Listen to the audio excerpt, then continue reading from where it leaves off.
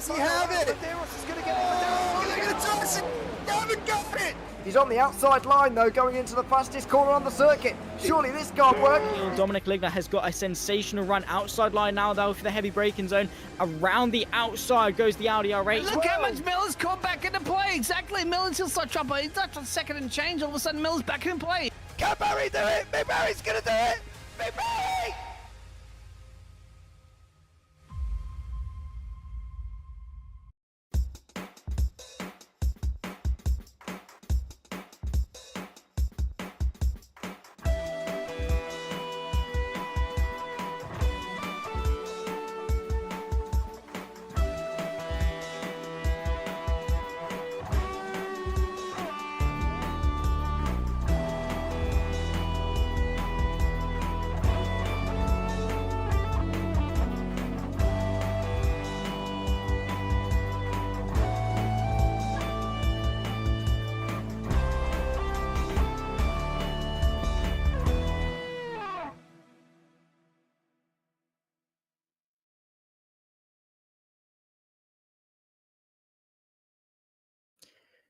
Hello and welcome to the Virtual World Sportscar Championship of 1981. Round 5 takes us to the Sebring circuit in Florida, USA.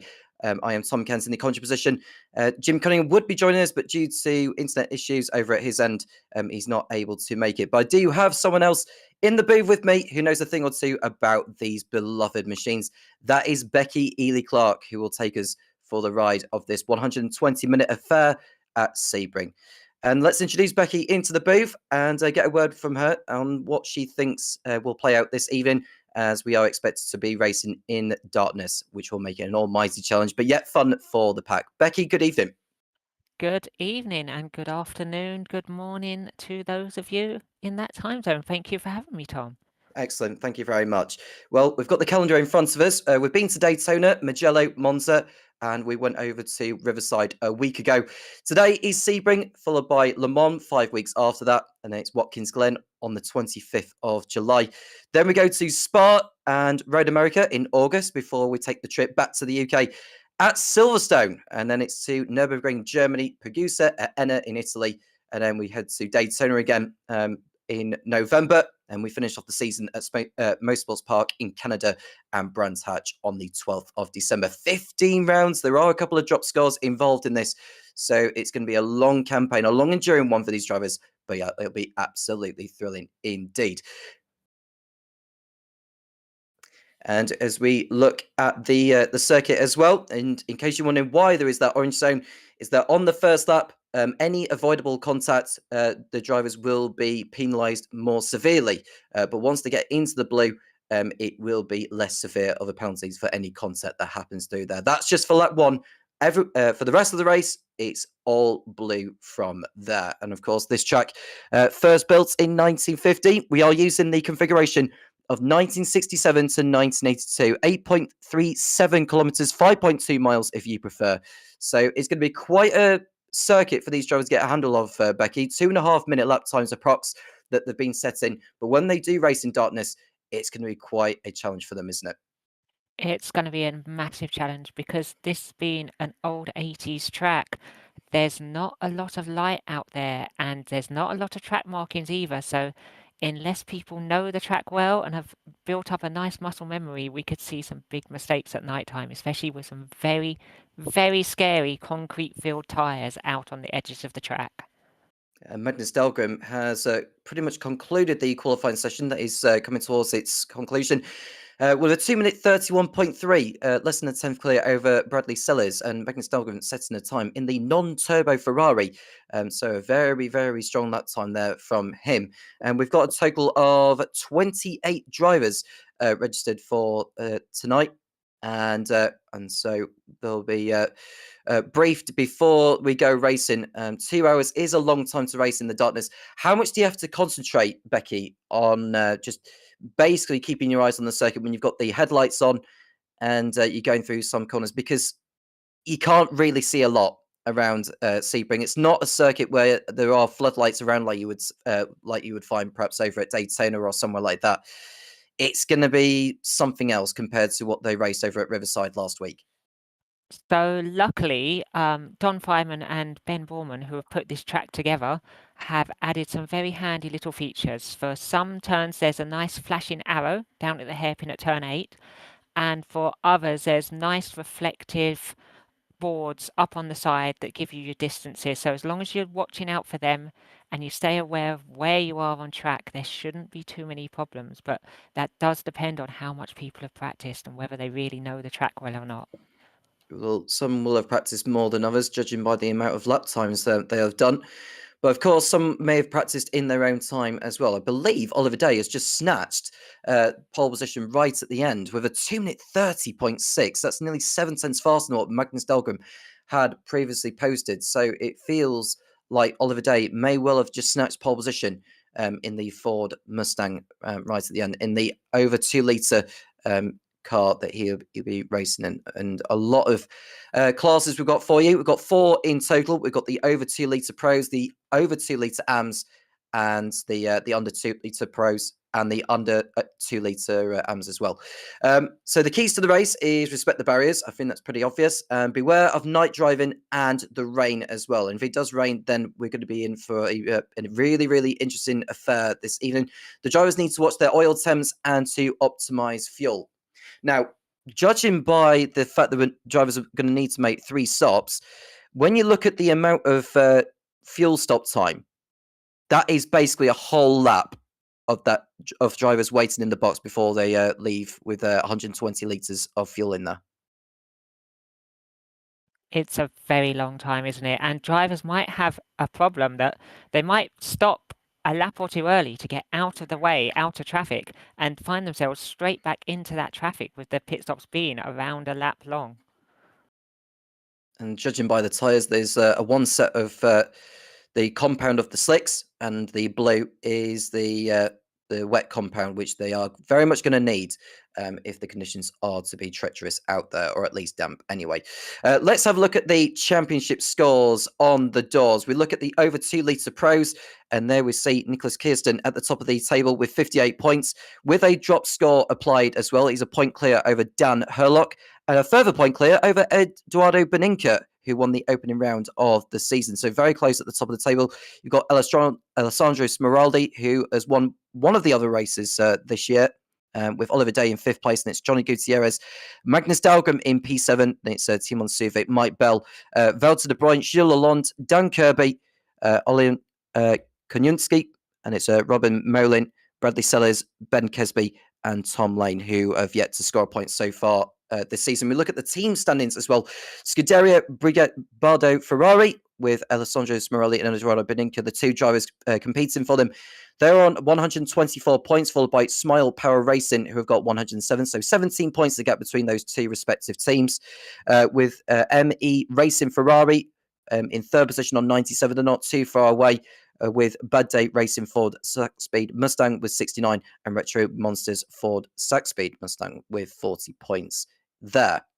We look at the over 2 litre AMs, and there we see John Uyan with 60 points. He's 4 clear over Ross Smith and 6 clear over Jerry Chen. So and also Maximilian Petrovsky is a further point back. So 7 points separating the top 4 drivers in that respective class. Steve Carman in 4th place with 48 points. Then it's Del Kruger in 6th with 42. George Angelidis in 7th with 34. Then we've got Vinicius Goncalves, Brian Hall, Ryan Paulbert Reyes, Gilles Lalonde, and Daniel Pass in 12th place, who's yet to get off the mark. In the team standings, SGS Club Italia are on 113 points, 18 clear over MP Tuning Porsche with 95. Then it's Tic Tac Toe Motorsports in 3rd with 89, and Flying Kiwi Racing Porsche with 84 points. Bad Day Racing Mustang have yet to get off the mark, with Gilles Lalonde, who's yet to score a point so far this season. We look at the under 2 litre classes. We begin with the pros. JT Tammy leads the way by 7 points over Ethan Funk. Then it's Ben Bowman in 3rd place on 52 points, and Becky E. Clark in 4th with 51 points. So just 9 points separating those 4 drivers. Benjamin Letalic in 5th place on 46. And then we've got the likes of Matt Wright, Alan Smith, Tony McCofferton, Igor Basink, Alexander Schultz, Dan Porter, Matthew Williams, and James Andrews, who is yet to get off the mark. In the team standings, we look at Martini Racing Lancia, Beta at the top on 148 points, 39 clear over Burgundy Monsters in second with 109. We usually trouble Lotus in third on 103, and we've got SF Motorsport and Craven Racing tied with 44 points apiece. Finally, we look at the under 2 litre AMS. John Mayer is 2 points clear over Matt Overton in second place, and it's a bit of a gap to find Christian Dauger in third with 38, tied with Carl Stroll.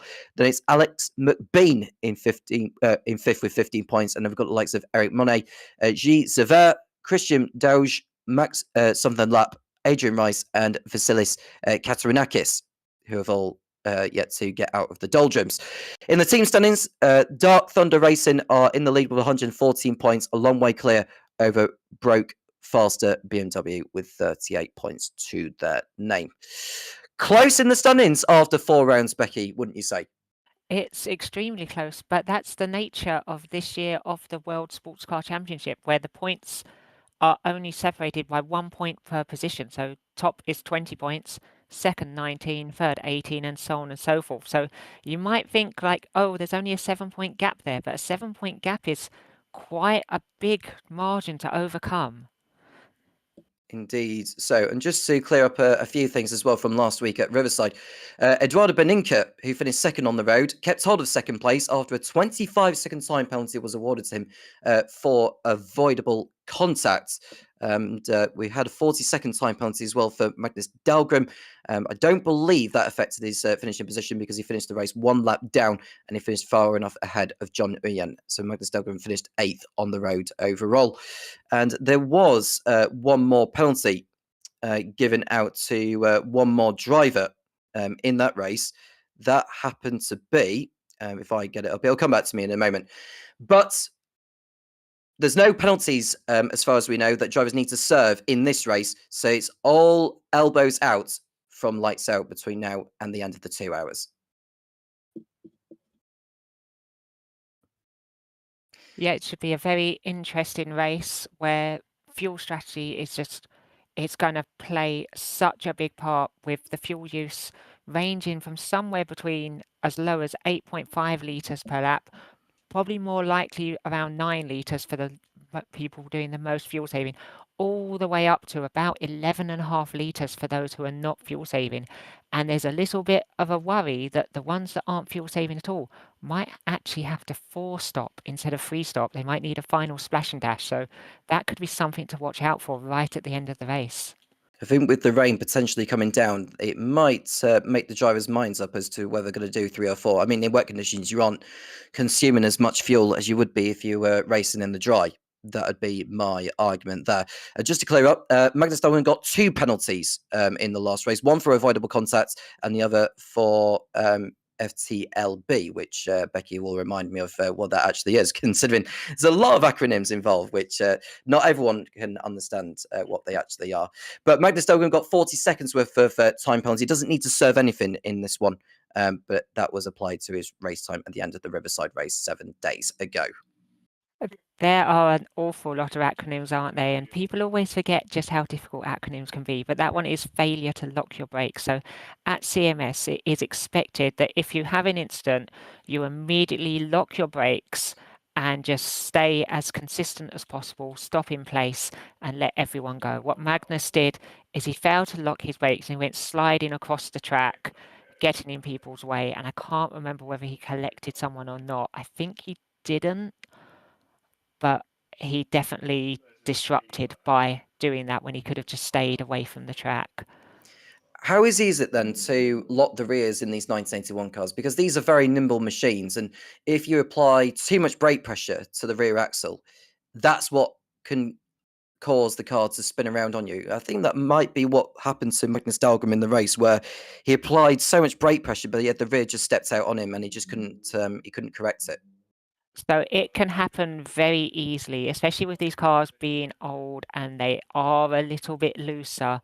It happened to me at the last race. I was leading the under 2 litre throws, and just going into a left-hander, just going down in a dip, I just snatched the front brake just the tiniest little bit, a micro lock, and it just sent me straight into the barrier.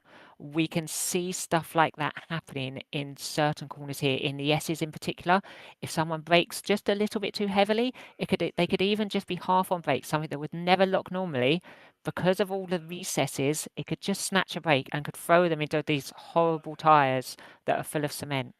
Yeah, and there's a lot of slow corners around this Sebring course, which they'll be going through, particularly the hairpin in the first part of the lap, which they'll be heading through, and of course at the end of what is known nowadays as the Ulman Straight, before that winding hairpin that leads onto the pit straight. Those are going to be two corners in particular, which the drivers will be wary about how they go about braking into there. We are in the middle of the warm-up session at the moment, so we're just waiting for the race to or the grid to be formed in due course. So we'll do our best to inform you. I think there were a few supporters to see you in the booth for once, Becky. Ben Porter has come in saying "Go Becky," and a few others as well. It's a different experience to what you see, what it is like to drive in one of these. How have you found the 1981 cars compared to the 1985s, which you raced in last year? They are very, very different beasts. They're both lots of fuel saving. So in the 1985 last year, only some of the cars had to do a lot of fuel saving. So us of those in the March last year, we were used to doing absolutely tons. So this year, the fuel saving is nothing new to us. But for some others who didn't have to fuel save, that maybe in a car that could just go a bit like the what was it called? The Aston, I can't remember. Is It was it Aston the Aston powered. Valkyrie or something? No. It was Aston powered, but I can't remember what it's called in the 85s. And that never had to do any fuel saving. But these cars are also, they're a lot looser. They're not as tight, they're not as rigid. So in a way, they're a bit more chill. Their back end likes to slide out, and that's absolutely fine to slide the back end. The only problem with that is you're going to absolutely destroy your tires. The tires are very temperature sensitive, which isn't something that you really had to deal with last year. So last year you had to look after your tires, but it was in not overdriving. And this year it's very much don't overheat them. Well, that is something for the drivers to be wary of going forward in these machines, because it is going to be wet conditions potentially and in darkness. So they are going to need to be wary as to how they handle the because I don't think we've had a wet race so far this season. So this is going to be a different challenge to what they've done in the first 4 rounds of this season. Last time out at Riverside, Nicholas Kirsten won out. He won out just over Eduardo Beninca before Beninca's time penalty arrived.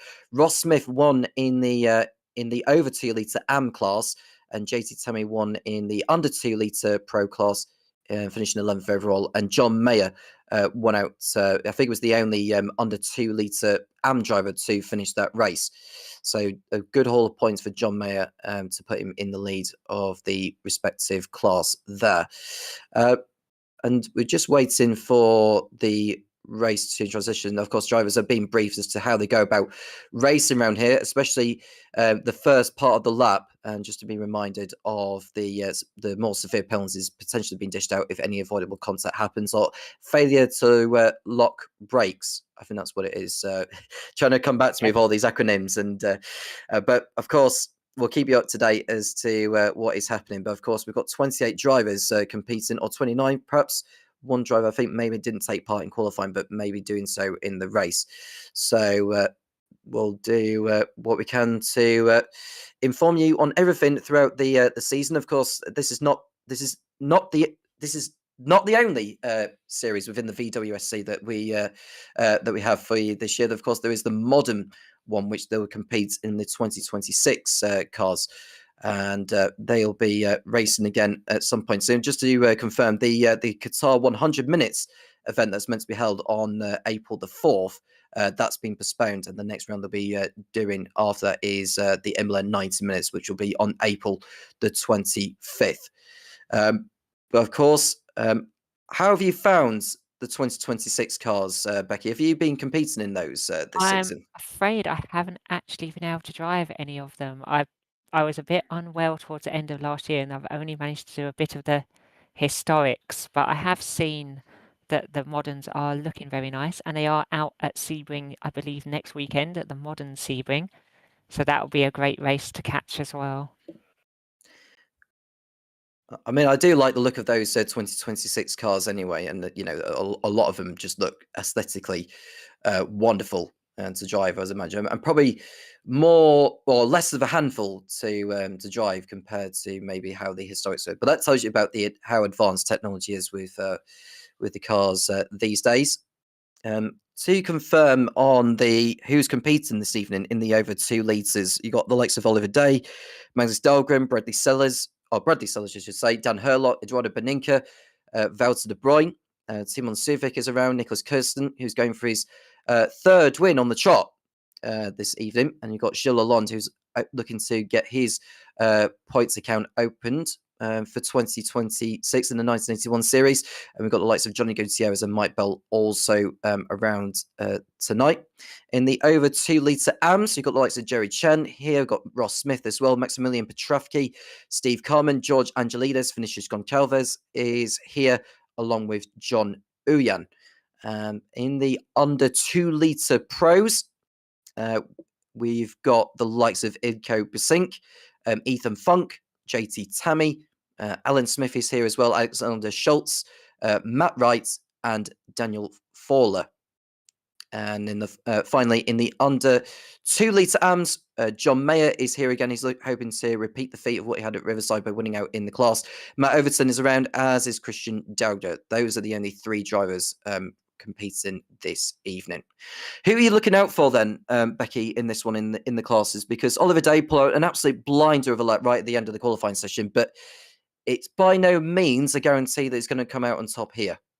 So I already know a little secret that Oliver Day is going to be fuel saving. So he's going to be doing his own thing, his own race, whereas some of the people in the Ferraris do like to just race and race fast, and they will be looking to get to the front as quickly as possible, lead from the front, get a big lead and burn the fuel off. Another interesting one to watch out for is going to be Johnny Gutierrez, who didn't actually set a lap in qualifying, but he's a very fast driver. Well, we'll see soon enough who will be fuel saving in this one. I mean, it's a long encounter anyway. We've been 120 minutes long. I mean, this is the whole thing with fuel saving, is trying to save yourself from having to do a pit stop. I just wonder if it is going to be wet. Could it be a possibility that instead of doing a 3-stop, they're going to try and fuel save and make a 2-stop work? Because we've alluded to the fact earlier that the amount of time you lose in the pits is at least 2.5 minutes. Surely you want to try and save enough fuel to prevent yourself from doing a 3rd stop. You absolutely do, but at the same time, we had some rain at Monza, and although a lot of people went to the wets, myself included, thinking I was doing a big brain move, it turned out to be a bit of a smooth brain move because the track stayed quite rubbered up. There stayed a line that was quite dry, and fuel use was a bit less, but it wasn't as little as you'd expect. So some people might be able to switch to a 2-stop, but I think it'd be quite a lot of hard work to do so. It'll take something, but we'll see who will make it work. And I suppose if some drivers are going on a different strategy compared to others, that's going to make the climax to the races in all classes, has to be said. I suppose if you're further down in the championship and you feel a little bit ambitious in trying to recover points lost, then it's perhaps maybe worth taking a gamble. And of course, this is the 5th round. So after this one, we'll be a third of the way through the season before we take that 5-week break before we resume action in the series at Watkins Glen. So, I mean, with this particular layout, this particular layout of the course, you know, with the hairpins, the slower corners around here, I think there is actually the right-hander, which leads on to the what is known nowadays as the Almond Straight. I believe we may have just transitioned into the race session. If so, we can run down the grid for today's race. The 120 minutes of Sebring in the VWSC of 1981.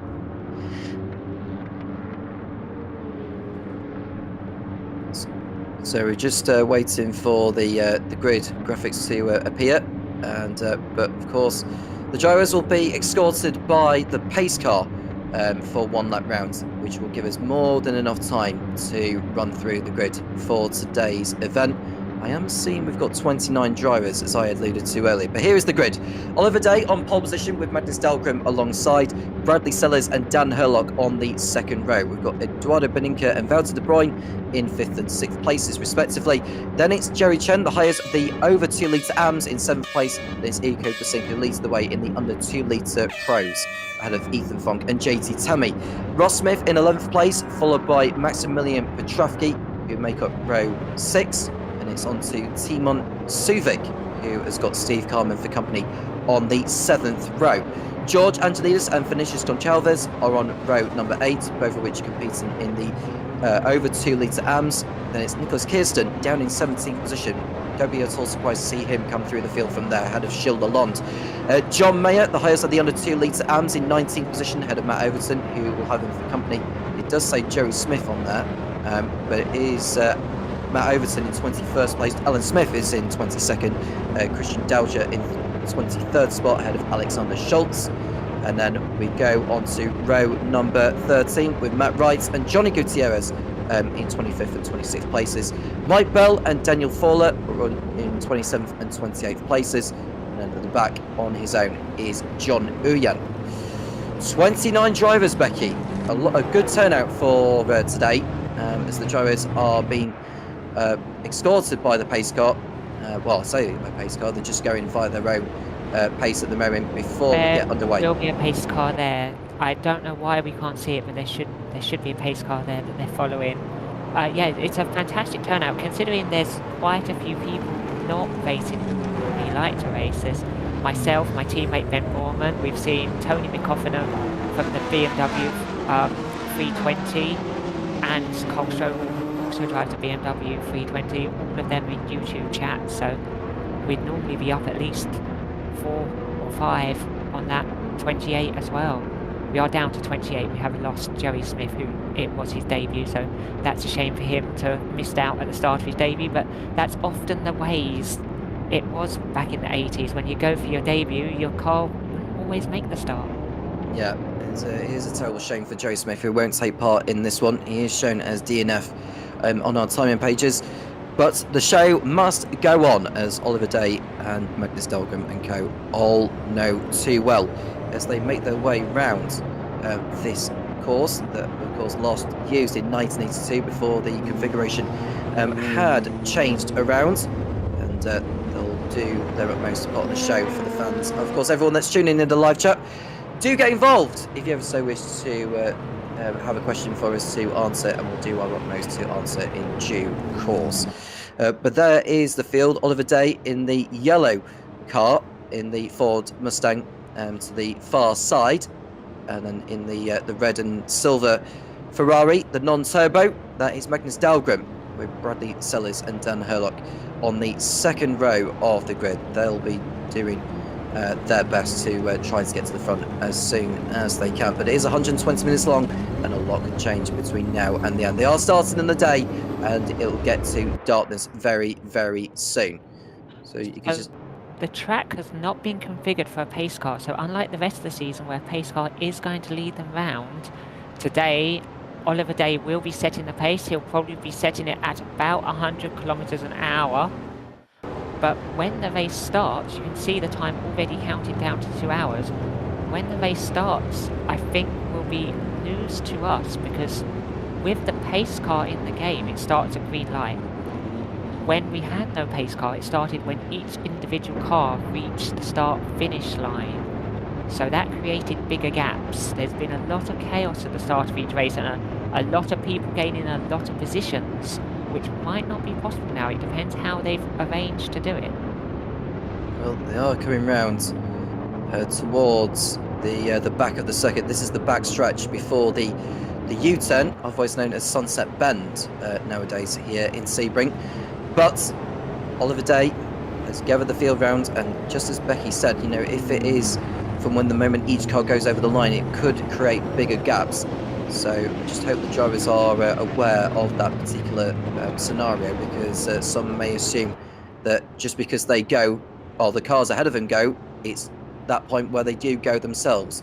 But let's hope they can get through the first lap rather safely. Remember, up to turn 3 on the opening lap is where the more severe penalties will be dished out for any avoidable contact. So they need to be on their best behaviour for that particular part, as Oliver Day has got the 28 cars or 27 cars behind him, hoping to be ready for the start of this as they come around the U-turn. And there you can see the green flag from the marshal in the foreground as Oliver Day has slowed the field up, and when he crosses over the line, that's when the racing can commence in the 120 minutes of Sebring in the VWSC of 1981. And it is Oliver Day who leads the field towards turn 1 now, and we are good to go here in Sebring. Day gets off to a super start, but it's Dahlgren who looks to the outside, making a move around the outside. That's a great move from Magnus Dahlgren, straight into the lead at turn number 1. And now they're coming towards turns 2 and 3. Now they need to remember that if they can get through here safely, then that's when the less severe penalties will be dished out after that on lap number 1. But it seems there that Dahlgren has pulled out a gap already on Herlock and Sellers. Day down to 4th position, and he's got Eduardo Beninca to his left-hand side. And I wonder if Day is definitely fuel saving, as you mentioned earlier, Becky. Day is definitely just playing by his own course today, letting everyone else get on with it, letting people go flying through. It's a fantastic start from Dahlgren and Herlock, though, who are going to be racing their bums off at the moment to try and do well. And we've got Beninca coming down the inside of Sellers, coming into the chicane, into the hairpin. I cannot see it going round. We've had Schultz off as well. Which will get some... Yeah, we'll find out exactly what happened to Schultz, who brought out the yellow flag. I don't think anyone else was involved in that, but here they come towards the chicane, and further up front, that was Magnus Dahlgren. Continues on his way. That was quite a rotation of camera there, as what our producer has alluded to in our ears. But there is Dahlgren, continuing to pull away. He's got over 1.6 seconds in hand over Dan Herlock, with Bradley Sellers and Eduardo Beninca in 3rd and 4th places. But as we see, the time lapse will, I think it's 10 times what it is in real life, where the light will fade into darkness. And I think it may well come back towards sunrise as well, but we'll see soon enough. JT Tammy has Ilko Besink on his tail. That's the battle for the lead in the under 2 litre pros. So they come towards the back stretch, and we see a move further up ahead. The red car that is running in 5th position, I believe, has made a move. It's Kirsten. It's Kirsten, isn't it, on Day? Yeah, so it's Kirsten through on Day into 5th place. We've got Elko Bussing making a move back on JT. We got him earlier in the lap down the straight, so that's probably using up a bit of fuel to do that. And that's the other option that the turbo cars have. The turbo cars would say, well, I want to make this overtake, I'm going to use fuel and extend my acceleration down the straight to do that. The NA cars don't have that option, although JT is also in a turbo car. He probably just opted to sit in behind and fuel save. There are difference in strategies going around already, drivers considering what they're going to be doing at this early stage in the first stint. I suppose if you're one of those who's looking to stretch out the first stint, you could do the same for the subsequent stint, which could save you a pit stop later on. This is Alexander Schultz, who has happened to be hit from behind in the early part. That's after turn 3, so if any punishment is to come in the way of whoever ran into Schultz, it won't be as severe. Into braking there, so I believe Matt Overton in the Red Lotus. So we see from a better angle. Oh, that's Schultz who got tipped into the barrier. We understand it was Matt Overton, so that is a rather unfortunate one for Alexander Schultz. But he's carrying on his way, but he's probably going to need to make a pit stop at some point, because I'd imagine he'll take quite a hit as we see another yellow flag in sector 1. I think Matt Wright is the latest to have had a moment. It did look like Alexander Schultz lost his front splitter, so I imagine he will have to stop, as we are watching Ross Smith and Jerry Chenko at it for 2nd place in over 2 meters amps. And out of nowhere, here comes George Angelidis as well, with Timon Suvik, the pro up behind. So there's a big queue here, starting from time Maximilian Petrasky, the leader of the over 2 meter amps. There's a spin over at the hairpin. and there's quite a gridlock behind over at the hairpin. And Ethan Funk is the one who has gone round, unfortunately. So he's going to fall to the back of the field. We'll get a replay as to what kick-started that. But there we see Ross Smith and Jerry Chen absolutely tussling over second place in class. But here's a replay of Daniel Fowler, who has, I think, has gone for a spin. That looks like over at turn 3, Becky. Yeah, exit of turn 3. It's quite easy to. What you can't see so well, there's a big bump as the material changes, and that could easily catch people out. And we go back to the battle between Jerry Chen and Ross Smith, who are running at the moment 2nd and 3rd in class, 9th and 10th overall in this race. Got a brief yellow flag in sector 3, but that's gone away very, very quickly as the drivers continue to filter their way through around this course. Considering it's essentially a runway, which I don't think is used as a runway. I can't remember if it was used by the army or something over in the US, but it feels that way from decades back or something. I mean, my history when it comes to America is not particularly the best. But here is a moment for Ethan Funk, and this is Mike Bell. Sorry, this is Mike Bell going for a spin, and it's actually all via his own accord. No one else ran into him, and that was Ethan Funk who just couldn't avoid him. And then Matt Overton giving Mike a nice little friendly tap hello, just to add insult to injury there. But poor Ethan missing out there. He was running 3rd, running nicely in class. Nothing he could do was there. It underlines how easy it is to lose the rear axle when you apply that much brake pressure for a slow speed corner like the hairpin there, and that was exemplified by Mike Bell, who's gone round. I don't think any damage has been made, but they have lost time in places as a consequence. But now, as we are on lap number 4 of the race, I think it's lap 3, because the commentator has considered the pace lap as lap 1. But it is what it is. As we see, Jerry Chen has got George Angelinas on his tail now, who's got by Ross Smith, who's down to 5th position in the over 2 litres AM class. Yeah, Ross has just lost out from George, Timon, John and Johnny. So something must have happened there as Timon's making a move on Jerry Chen down into what looks like the hairpin. That's a change for overall position, not necessarily in class. So Suvic going through on Jerry Chen at the hairpin. Maximilian Petraffi is the next driver ahead in the red car in the background. They just go through turns 8 and 9. It is a chicane, but it's like one of the longest chicanes I've ever seen. It feels... It is. Yeah, go on.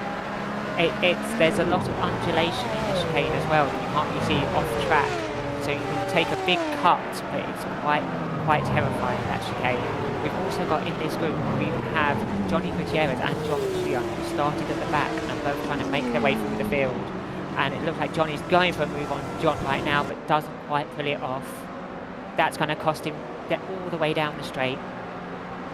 So here we see the cars coming through. There is a 90-degree bend which they'll be heading towards. And then we look at Eduardo Beninca and Dan Herlock in 2nd and 3rd places. Further back, I think that's Massimilian Ciccacchi leading that queue with Timon Suvic right behind. And it's Jerry Chen and George Angelides who are tussling for position in class now as well. And Angelides looking to the inside, although actually Angelides is now ahead of Jerry Chen, for your information. So Angelides through into 2nd position in the over 2 litre AM class. Jerry Chen down to 3rd.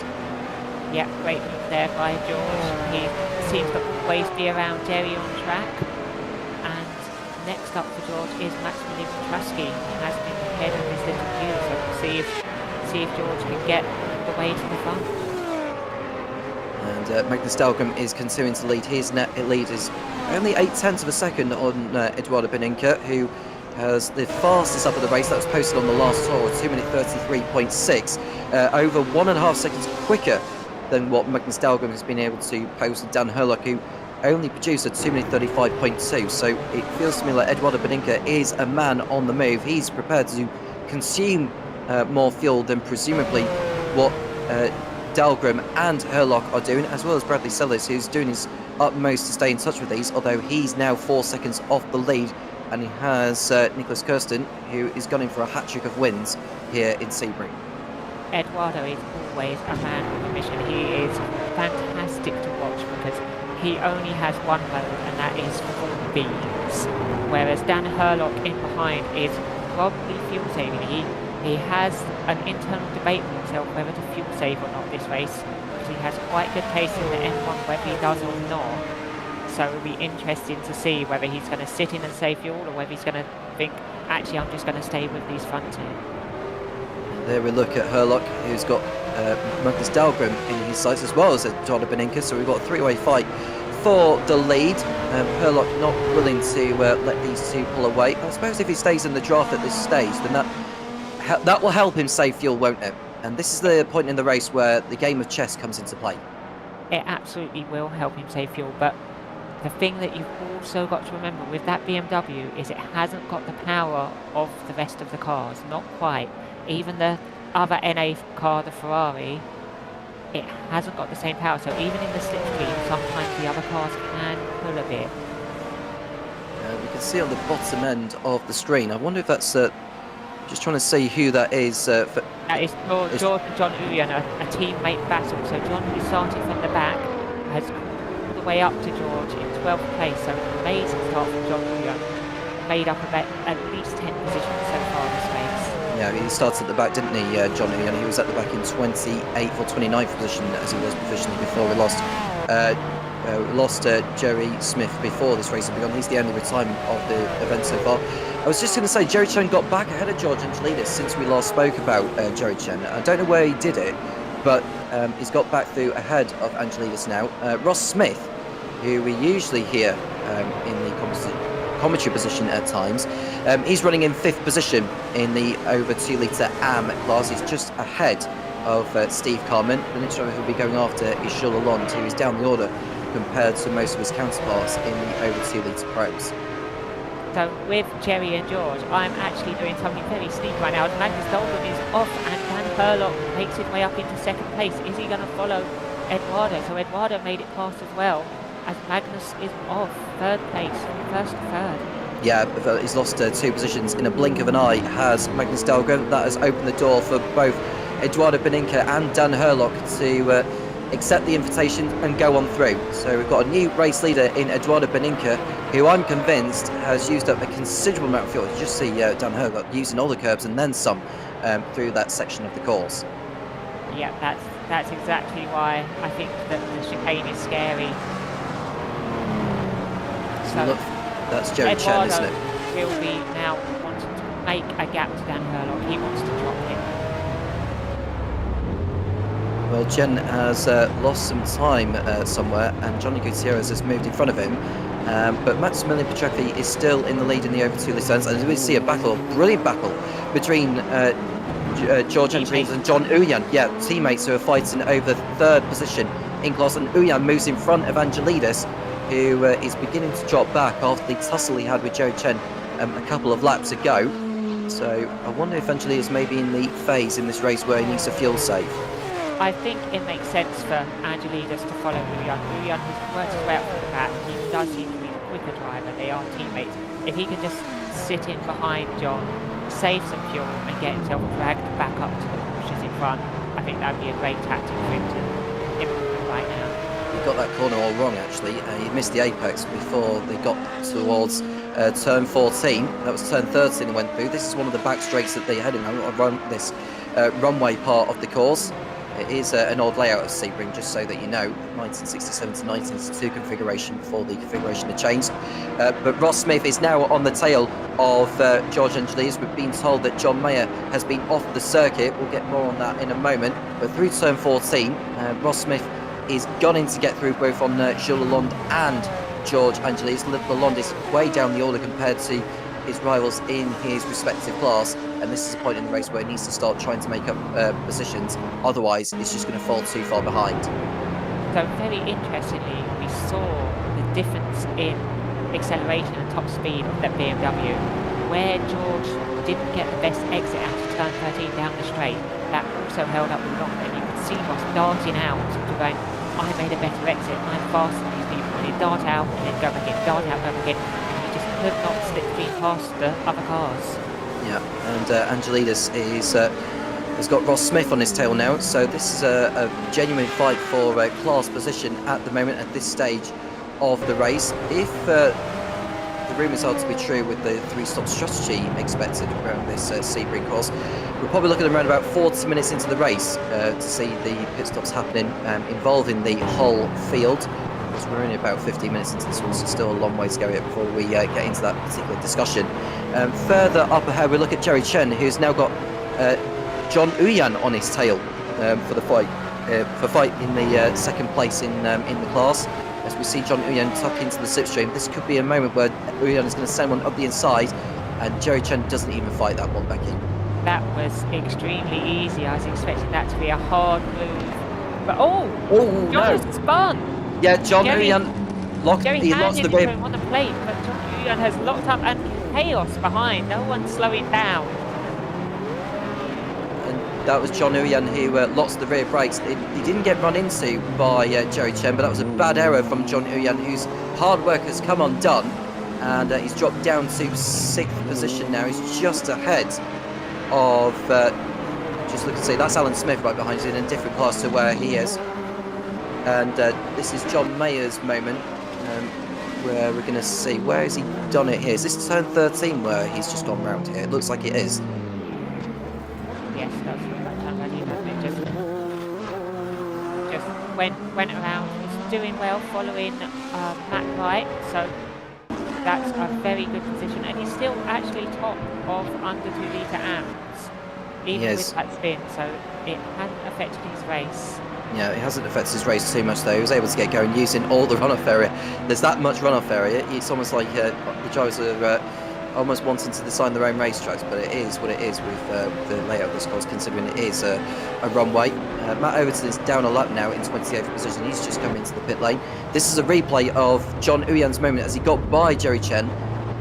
He just applied too much brake pressure. And there's that bump actually on the inside, Becky, that caught John Uyan out. Yeah, it reminds me a lot of what happened to me last week actually, with the little indent there, and as he went over it, the rear end just stepped out, and he was a passenger at that point, whilst everyone else bombed it through rather than slowing down. Jerry Chen was the only one who showed the sort of the proper racing procedure, I'd say there, where he stopped, waited for it to be safe, and then went. See John Uyan, who's now back ahead of Vinicius Goncalves for 5th place in class. The lead that Eduardo Beninca now has over Dan Hillock is 1.1 seconds, so it's been more of a commanding gap, which this is Steve Carman, who is having to take evasive action off the circuit in that John Uyan is, and it looks like he's ended up beached on the sand, which is rather ironic. Hopefully he's managed to get out of there as Carman. I think he has done, but he has lost a lot of you can see his wheels spinning and spinning. He is going to be destroying that left rear whilst he tries to get off. So he might need a tyre change later this race because of that. Yeah, and that's about 40 seconds. He will lose a lot of time, won't he? Which will hurt his race. Through no fault of his own, actually, because all he was doing was getting out of the way of the spinning Uyan, who caused that gridlock. And Smith, meanwhile, is on the tail of Jerry Chen for the fight in the over 2 litre AMS for 3rd place, that is, with Ilko Singh, who is doing his utmost to get back in touch. Well, he is leading actually in the under 2 litre pros, is Ilko Singh. Around about 4. Second lead over JT Cammy, and his current pace is a few seconds faster than JT, so I think JT must have had an issue last lap. Well, they are those who are in a league of their own, actually, compared to where the likes of Matt Wright, Alan Smith and all that are. But this is a replay of George Angelidis having a moment. Where has he done this? This is over...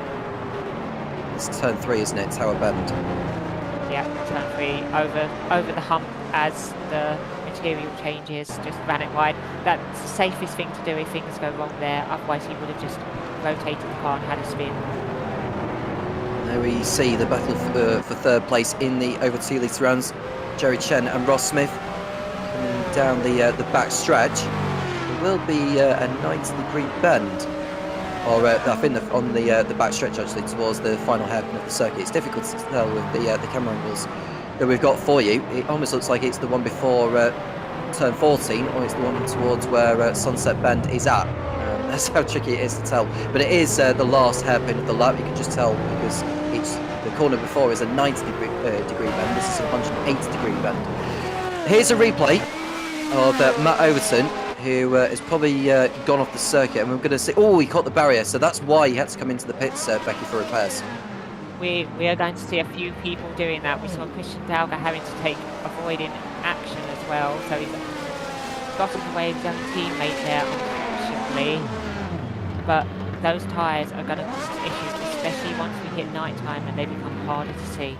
There's the 61 going back onto the circuit. And we're probably going to see more of it, as what Becky has just mentioned there. And I think if it does get to darkness, then it's going to be more tricky to nail the apexes and avoid touching those barriers, because they ain't going to move those barriers as far as R Factor 2 is concerned. But there we see Eduardo Beninca having a 3.5 second lead now over Dan Herlock, with Magnus Dahlgren, who was in the lead at the beginning of this. He looks content to be where he is in 3rd position. And John Unia set the fast lap of the race in his own respective class, so he is making up for lost time, but he is probably consuming fuel on his way to making that recovery. So there may be...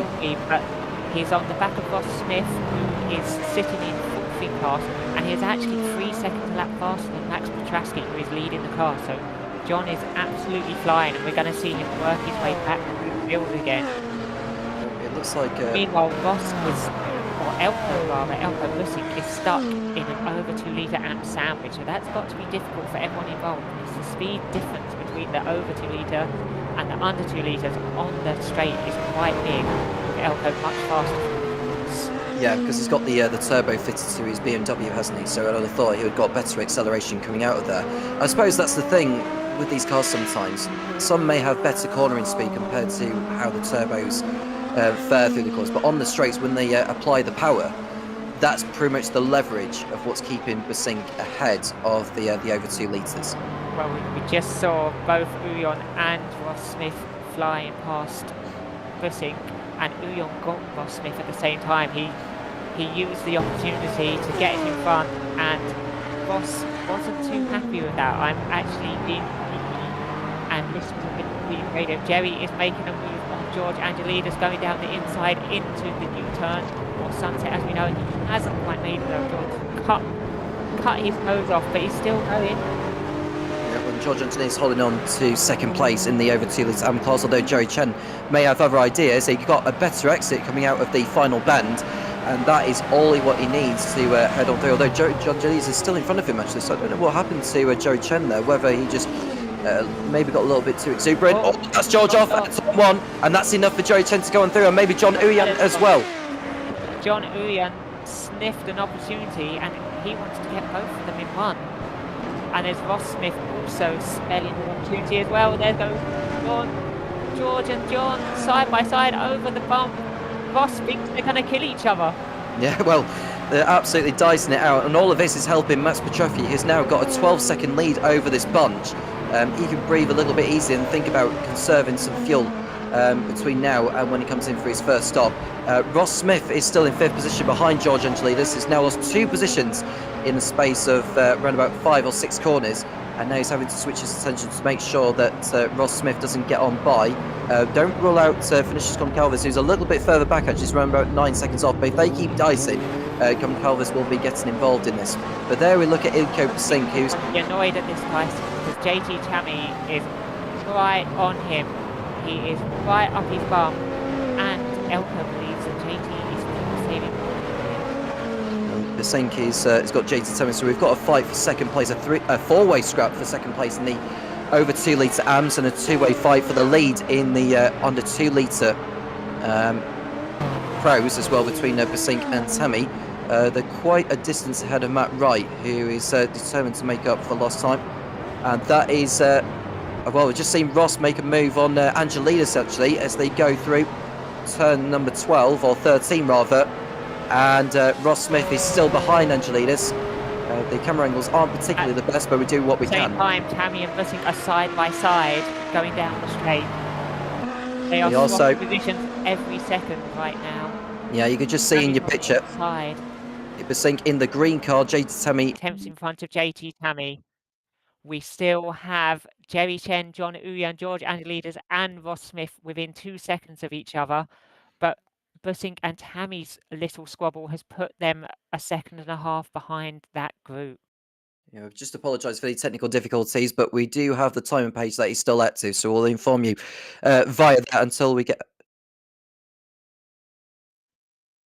At the same time, Eduardo Beninca is absolutely flying, and I'm sorry that you can't see this right now, but Eduardo Beninca just gained 2.4 seconds on Dan Herlock to bring the gap up to 6 seconds at the front. So he is absolutely burning the fuel like crazy. Dan Herlock has probably gone into fuel saving mode to try and get him in the pit stops.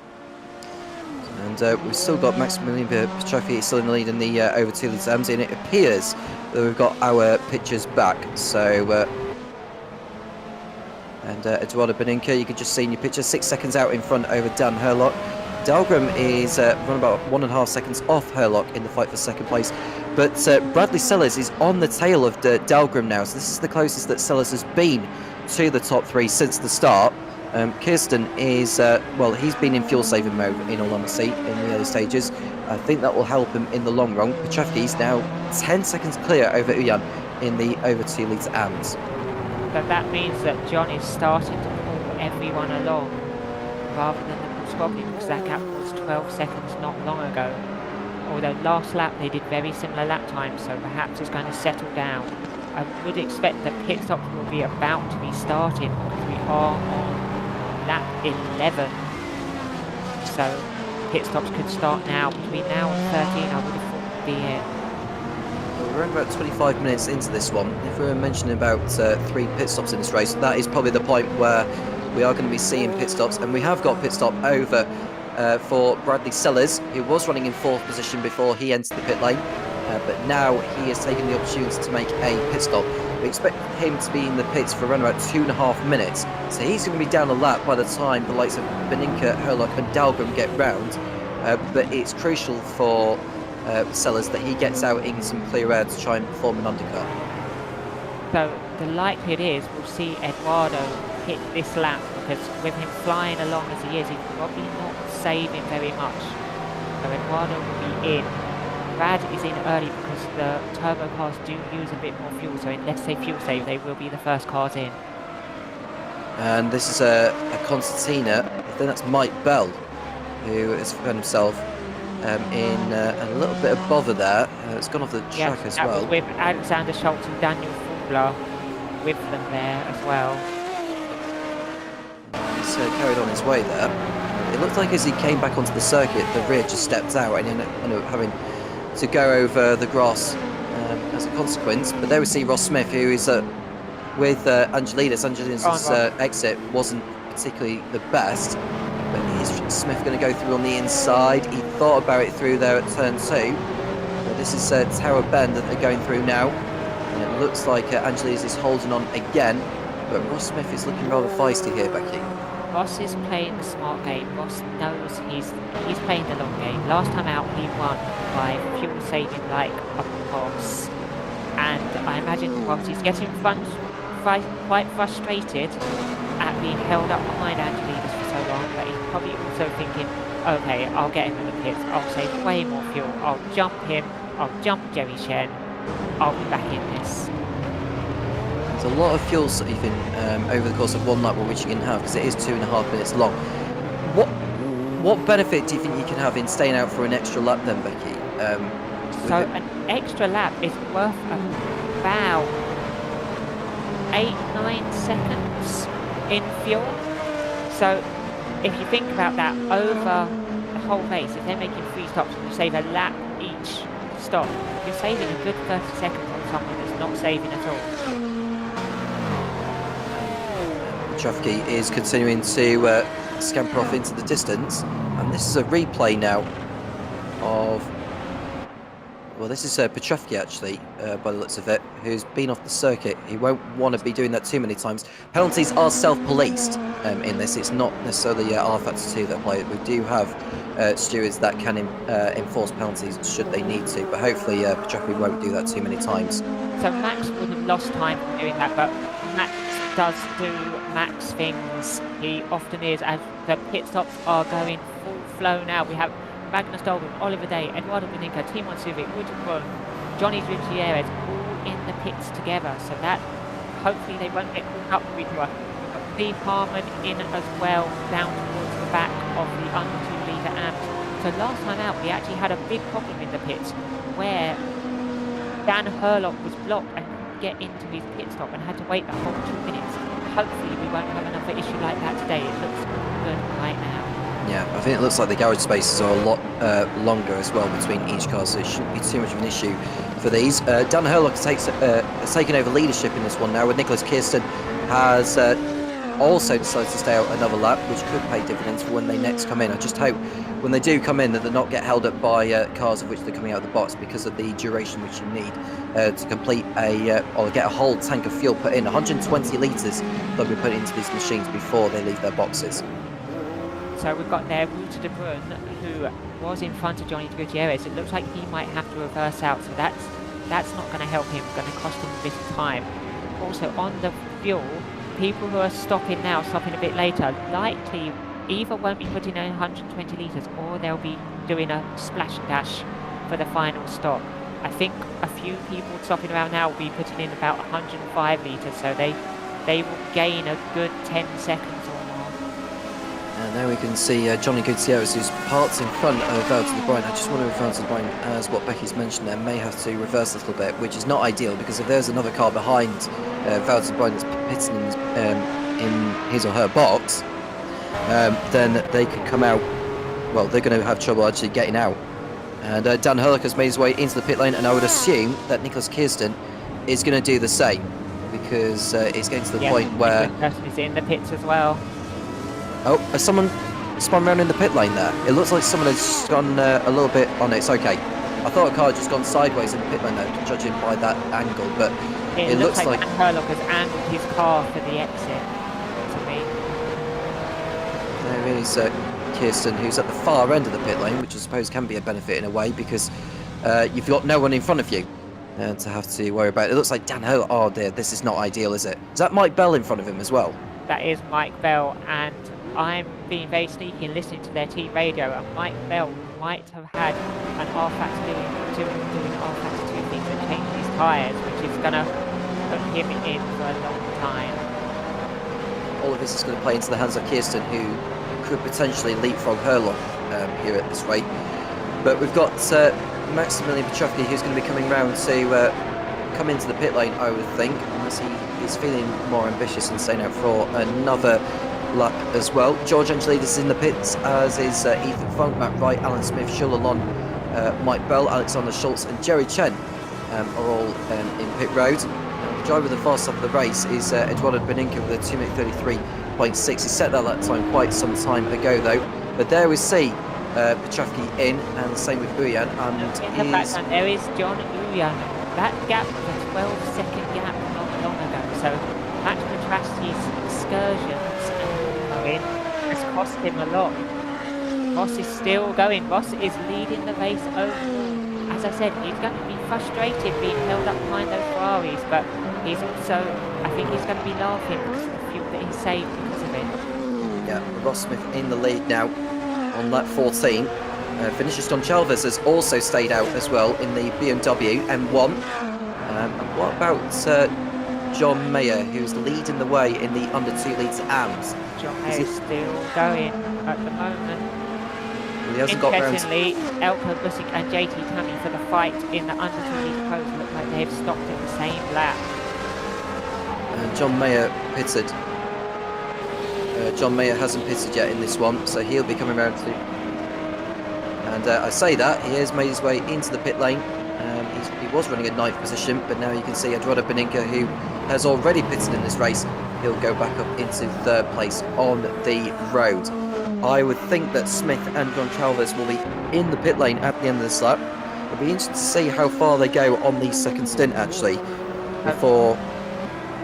Brad Sellers has jumped Dan Herlock and has caught up to Beninca a bit with that pit stop.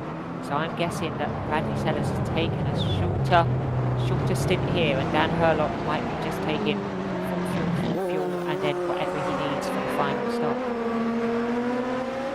So there is the possibility of engine blowouts as well in this one, considering how brittle these cars are. So Bradley Sellers' time in the pits was 153 seconds, so it's round about as we had predicted that these drivers are. And Herlock as well did 162. Sorry, the other drivers just mentioned that did 153, not 253.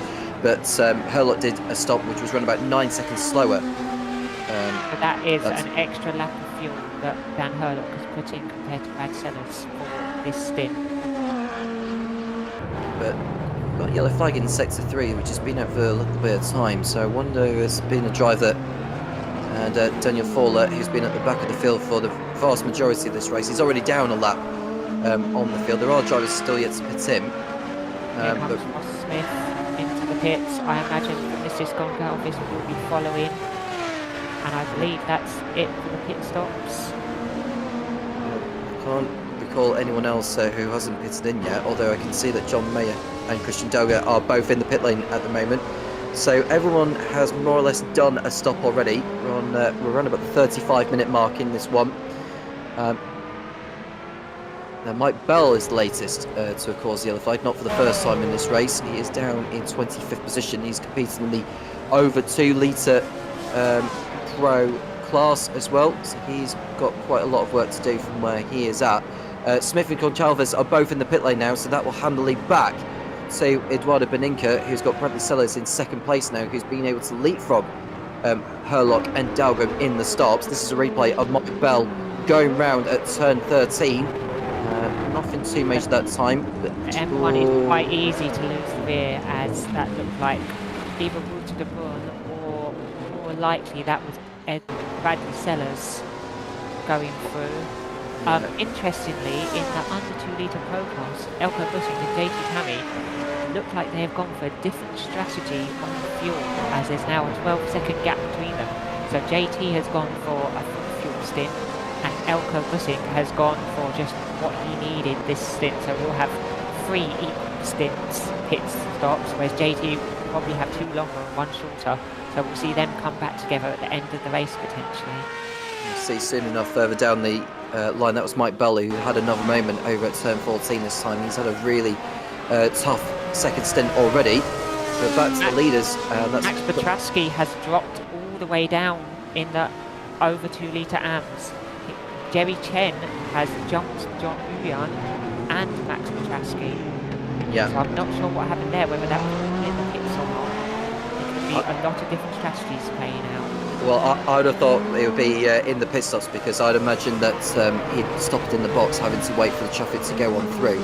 But all of this has helped Jerry Chen. So it was a mistake by Petrasky, as we're hearing that John Uyan's pit stop was actually longer than Petrasky. So Max has had an off somewhere, and he's lost more than 8 seconds on John Uyan, as well as having a shorter stop. See Eduardo Beninca in the lead, and Bradley Sellers just closing in. But all of this is changing hands in the over 2 litre AM class. Mistake for Beninca. Yeah, he just overcooked it, didn't he? And that has allowed Sellers to close in. He's lost 2 seconds in that corner there, did Eduardo Beninca. And I wonder if the pressure is beginning to get to him at the moment. He's trying to push, or I don't know whether he's trying to push or whether he's trying to fuel save. But either way, he's made a mistake at that particular bend. And that's given all the encouragement that Sellers needs at this stage. Yep, Bradley Sellers is on him now. He can sniff that bacon just in front of him. He is very happy with the balance of his car. As I think I said, I'm actually listening in on some of the drivers at the moment. And Brad Sellers is happy, and he sniffs some Eduardo. So he is really up for this one. Valtteri De Bruyne has moved in front of Magnus Dahlgren whilst you've been saying that, Becky. He's now ahead of the man who was leading the race at the beginning. I wonder if Dahlgren's fuel saving again, or whether it was an unforced error that he had made. Oliver Day, who was running towards the front as well, he was on pole earlier. He's now 33 seconds off the lead, presumably continuing to fuel save. Yes, I assume so. Oliver Day, I assume as well, because of that big drop, that he has just filled his tank to the absolute max. As we have JT Tammy and Ethan Funk following each other, teammates, with JT leading the way. Hopefully for Ethan that will help him do a bit more fuel saving, as normally JT's a bit better, so he'll learn some spaces. Ross Smith challenging Jerry Chen for the lead of the over 2 litre AMS. The pit cycle has played into Ross Smith's hands by staying out there longer than most of his counterparts. He's now on the tail of Jerry Chen for the lead in class. And you can just see Basink and Tammy in the foreground ahead of him. Oh, that's Basink actually, and Jerry Chen is the next driver in full position. I think that might be a lapped car in between them.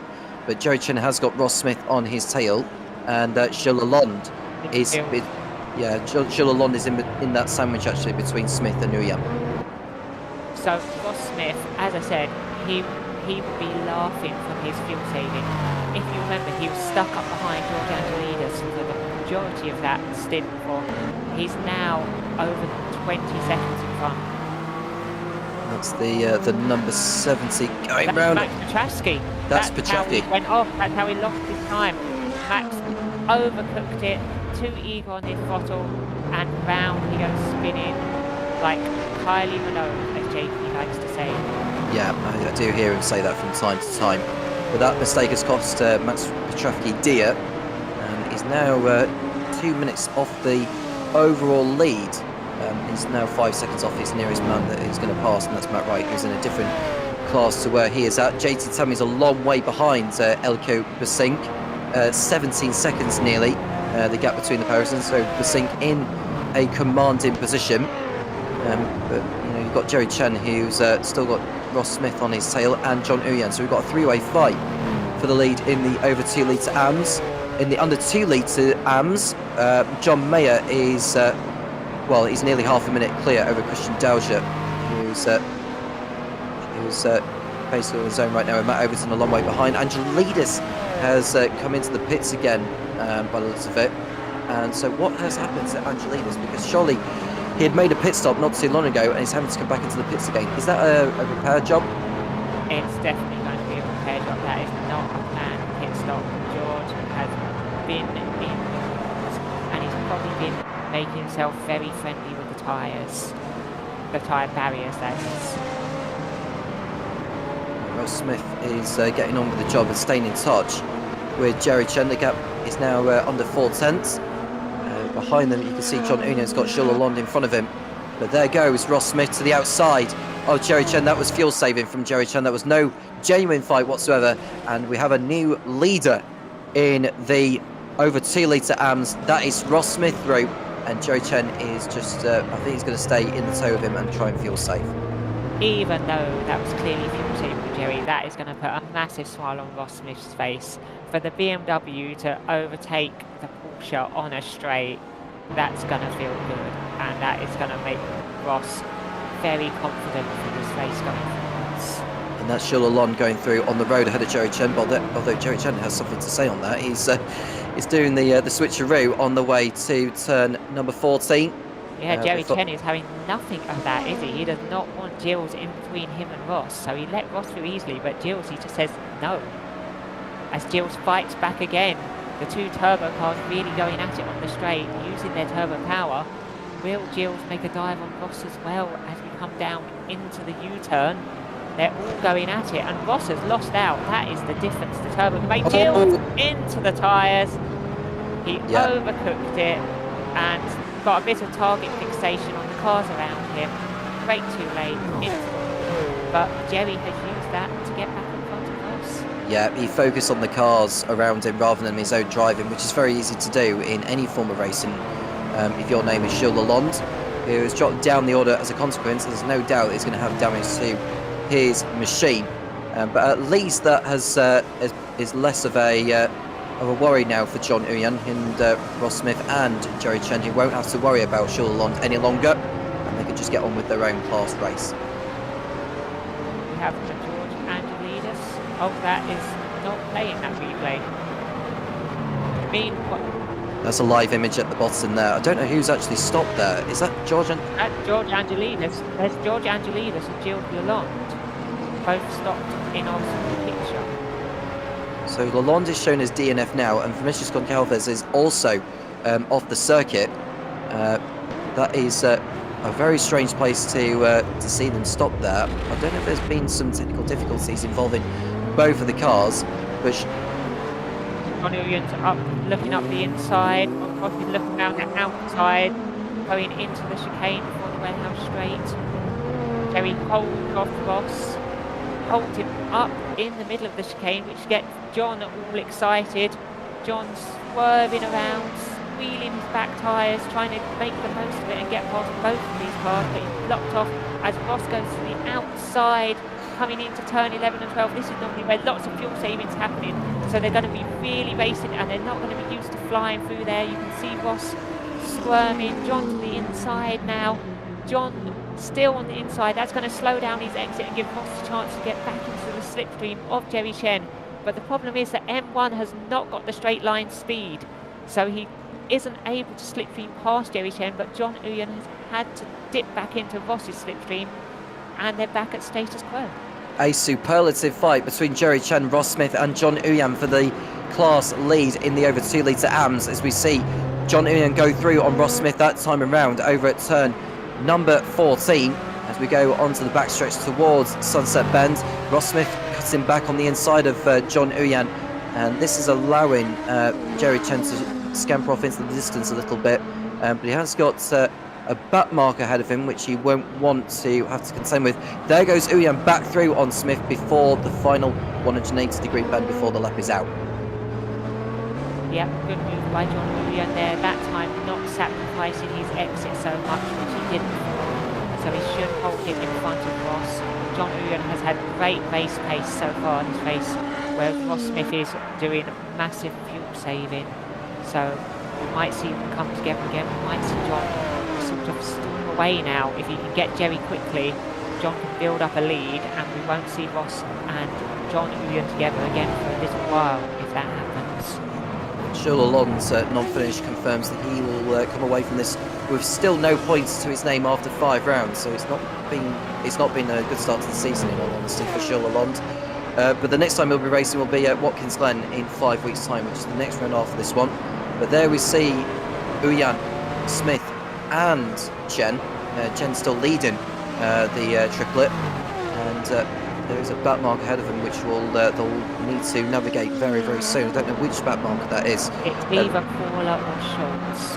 Yeah, it's I one of... believe it is Schultz. Schultz is the one in the BMW 320 Turbo. But And John goes round the outside, round the hairpin. Jerry to the inside, going into the chicane. Is Jerry going to fight? Jerry does not. Jerry backs off. Jerry's a very sensible driver, and he's just going to think, well, I'll get John fuel. John's burning fuel. I'm saving fuel. I'll get him again, or he'll get him on the straight with his massive turbo. Yeah, the trophy's now 20 seconds off the leading triplet. Now, if they keep tussling, he may be able to get back into play for the class win. Eduardo Beninca will go back to the over 2 litre pros. Beninca's lead over Sellers is 1.1 seconds, or it's like fluctuating between... Down with 8 tenths, between 8 tenths and 1.1, isn't it? They seem to be fast at different points of the track, which makes sense with the turbo car and the great handling NA Ferrari. Yeah, and this is leaving Herlock to fight amongst himself at the moment, because he's now 8 seconds off the lead. But these two are nose to tail. Sellers coming into his zone in this race after fuel saving earlier. Basink is still leading in the under 2 litre pros, a long way clear over his nearest rival in the order. That is JT Tammy, who has got Ethan Funk on his tail now as well. So we've got a fight for second place in the under 2 litre pros. And as I've already mentioned earlier, John Mayer is a long way clear over Christian Dauger. It looks like a foregone conclusion in that respective battle, unless Mayer makes an absolute... going. The rain is coming down. In Florida, anything can happen. And as Murray always used to say, anything can happen, and it usually does. Yep. Here comes the rain.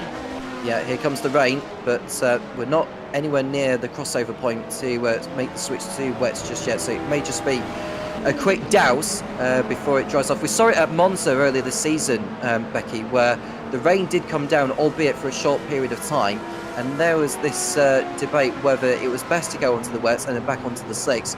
or whether it was best to just stay on the slicks and make it switch to another set of slicks and saving an extra pit stop. So we have Bradley Sellers really going for it. Bradley Sellers is comfortable with the weather, as John Uyan is not comfortable with the weather and flies off and into the wall. So John Uyan is definitely suffering with the rain, and he goes for a big jump whilst trying to get back on the track as the two Lanciers of Ethan Funk and JT go past. That's going to really cost Uyan, isn't it? Yeah, that's going to cost Uyan. That was a long way off the circuit. He went there on the exit of Tower Bend, but there we see the two leaders overall. As he got a yellow flag as well. Yellow flag. There's been a yellow flag in sector 2. We understand that Max Petrofsky has also been off the circuit, but this is the closest that Sellers has been to Eduardo Beninca since the pit cycle for the first round had concluded. But now you can see, is that Petrofsky in front of him that they're trying to lap there? Or is that, yeah, it's Petrofsky, because he's yet to be lapped in this one. So Petrofsky, who has been in the lead in the class earlier, is really struggling to keep his car on the circuit. The windscreen wipers are already out, but this is by no means the point where they need to pit in for slicks. It's just not going to be as grippy. But how much time are you going to lose just by making the switch to wets without putting more fuel in? But they're going to have to put fuel in, because the amount of time you're going to lose by being in the pits to change tyres alone is going to be humongous. So you may as well just put in another... I mean, I don't know how much fuel they're going to need to put in, because it hasn't been too long since the first pit cycle. If they are going to stop, they're probably going to want to wait, because it takes such a long time to change tyres, such a long time to do a pit stop. They'll wait until they can make it work for their strategy. At the moment, we've got 9% rain. It is increasing. It's increased from 3 to 7 to 9%. And it's 5% now on our timing page, so it keeps fluctuating at the moment. This is Alan Smith who oh, that's a barrel roll and a half for Alan Smith. Well, I say that's a barrel and a half, that more like 3 barrel rolls there for Smith, but unbelievably he's able to continue on his way unless he's stopped there. I'd imagine he's taken a significant amount of damage from that. Daniel Fowler has made his way into the pit lane, and there we see a slide from Bradley Sellers as he continues his pursuit for the race lead. I give Alan Smith a 9.5 out of 10 for that barrel roll. It was quite classy through the stand as well there. Excellent. I hope he does continue though. I hope he doesn't give up. We've had Kirsten off and seen Alan Smith. There he goes. Underneath the person filming, and a lovely barrel roll. Look at that. The camera person, of course. That he goes underneath, and he slides a bit on his roof, slides a bit on his side. That's Casper sliding, skateboarding on his roof. Then he goes into a primo on his side. The skills that pay the bills by Alan Smith there. Yeah, and the way of barrel roll though, where the scaffolding is with the cameraman, it gave me shades of Snetterton in British touring cars, which wasn't particularly pleasant, but the camera person did survive that, thankfully. We have Matt Overton into the pits. Is this going to be for wet tyre? It could well be, but I just don't think the track is slippy enough to put the wet weather tyres on. This is Matt Overton we're going to see on a replay here. That's with Kirsten, and that was the pair of them not really focusing on making the corner, to be honest with you. It was just more like focusing on each other, just doing their utmost to not run into each other, but they did run into each other that time around. This is Petrofsky, who's been off again, and oh dearie me. We've got an incident involving the two leaders. Beninca and Sellers have been off the circuit. Where have they done it? It looks like damage has been made to Sellers' car. Sellers going very slowly now after that. Herlock is through. Herlock is only 2.4 behind Eduardo. Sellers is not very happy by healing from that incident. No, and you can see he's struggling. Oh, and that's another car. In the background, that's Petrofsky doing Petrofsky things again, but he is struggling with the rears in this rain, which is still at 9% in the game. Yeah, you can visually see the rain coming down now, so this might be the point where wet tyres are needed. This is Bradley Sellers and Eduardo Beninca. Well, what has he managed to do here? You can just see the sliding around. It's as they're applying the throttle. This is even on the straight. This is not even going through a slow corner or a medium speed corner. This is them completely missing their braking point at the end of the hairpin here. So we can see Beninka first, then Sellers. Oh, Beninka spins first. Oh, and Sellers just... Oh, he got it slowed down. But did he take damage from it? I don't think he did. Has he lost the engine for a brief moment there? Because it looked like he was low on the revs before he was able to apply the power. I think Sellers was so shocked by Beninka then just turning into him as he got going. I imagine Beninka was just spinning up the rears in this wet.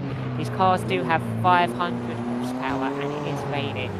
I imagine he spun up the rears and went into Sellers. Sellers was so shocked, I don't think he even went.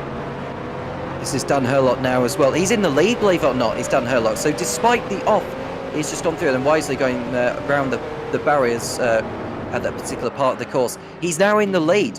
So it looks... We've now got Johnny Gutierrez as well, making a mistake in the rain, going down into the hairpin. You see a little lock up there and the rears are just gone as the track undulates round. Good save by Johnny. We've got Petrasky again going off. Walter is into the pits, probably for some wets. Petrasky takes avoiding action just like Dan Hurlock did. Eduardo Beninka is 15 seconds down. We've got another one, back right, coming off. Everyone is struggling now. Are they going to take wets, do you think? Yeah, well, they probably should do. There are drivers left, right and side falling off the circuit. Valtteri De Bruyne is in the pit lane. He's put on wets. So it's a matter of time before he comes back out. And Mike Bell is the latest to cause the yellow flag. It's endless action here at the moment in Sebring. And that is Petrasky again going off the circuit. And Dahlgren has been off as well. The man who was in the lead at the early phases of the race is continuing to struggle. And Magnus Dahlgren. So he is taking the wet tyres. Beninka has been off. They are literally skating around like pigs on grease right now. And Dahlgren has put on the wets, and further behind, I think Dauger and Fowler have opted to go for the wets, but they've got nothing to lose now as well. John Mayer, the leader in the under 2 litre AMS, has been off the circuit. He had a handsome lead over Christian Dauscher, who's made his way into the pit lane. He's on wets now, as is John Mayer. So this could be the point where the wet tyres are going to be very much needed here. They're going to be losing too much time. Looking at the last lap times they've been posting, Bradley Sellers posted a 2:57. That's over 20 seconds slower compared to what they've previously done. We have Mike Bell off again. And Magnus, Johnny and Walter, Magnus, Johnny, Gutierrez and Walter still in the pits. So they're obviously taking a lot of fuel. We've got George Angelidis in the pits as well. So everyone's fueling up, which it is around time for, with 1 hour to go. If it stays wet, they can make it work. So are these going to benefit by taking the early stops? The leaders are trying to eke out the fuel, but they're losing too much time by spinning off the circuit. As you can see, that is that Alex Overton? Schultz. It's Alex Schultz, isn't it? Yeah. I mean, this is a tricky point in the race now. You've got a decision to make whether to see it out, see the slicks out in the rain, or you come in and put wet weather tyres on. But the thing is, so he must be going for the wets because he went the longest out of everyone, as that's Ethan Funk off as well. Mike Bell has blown his engine. Yeah, and I mean, Mike Bell has well, he's encountered issues there, and he is out of the race. The third driver to DNF. I wonder if we're going to get a few more at this rate.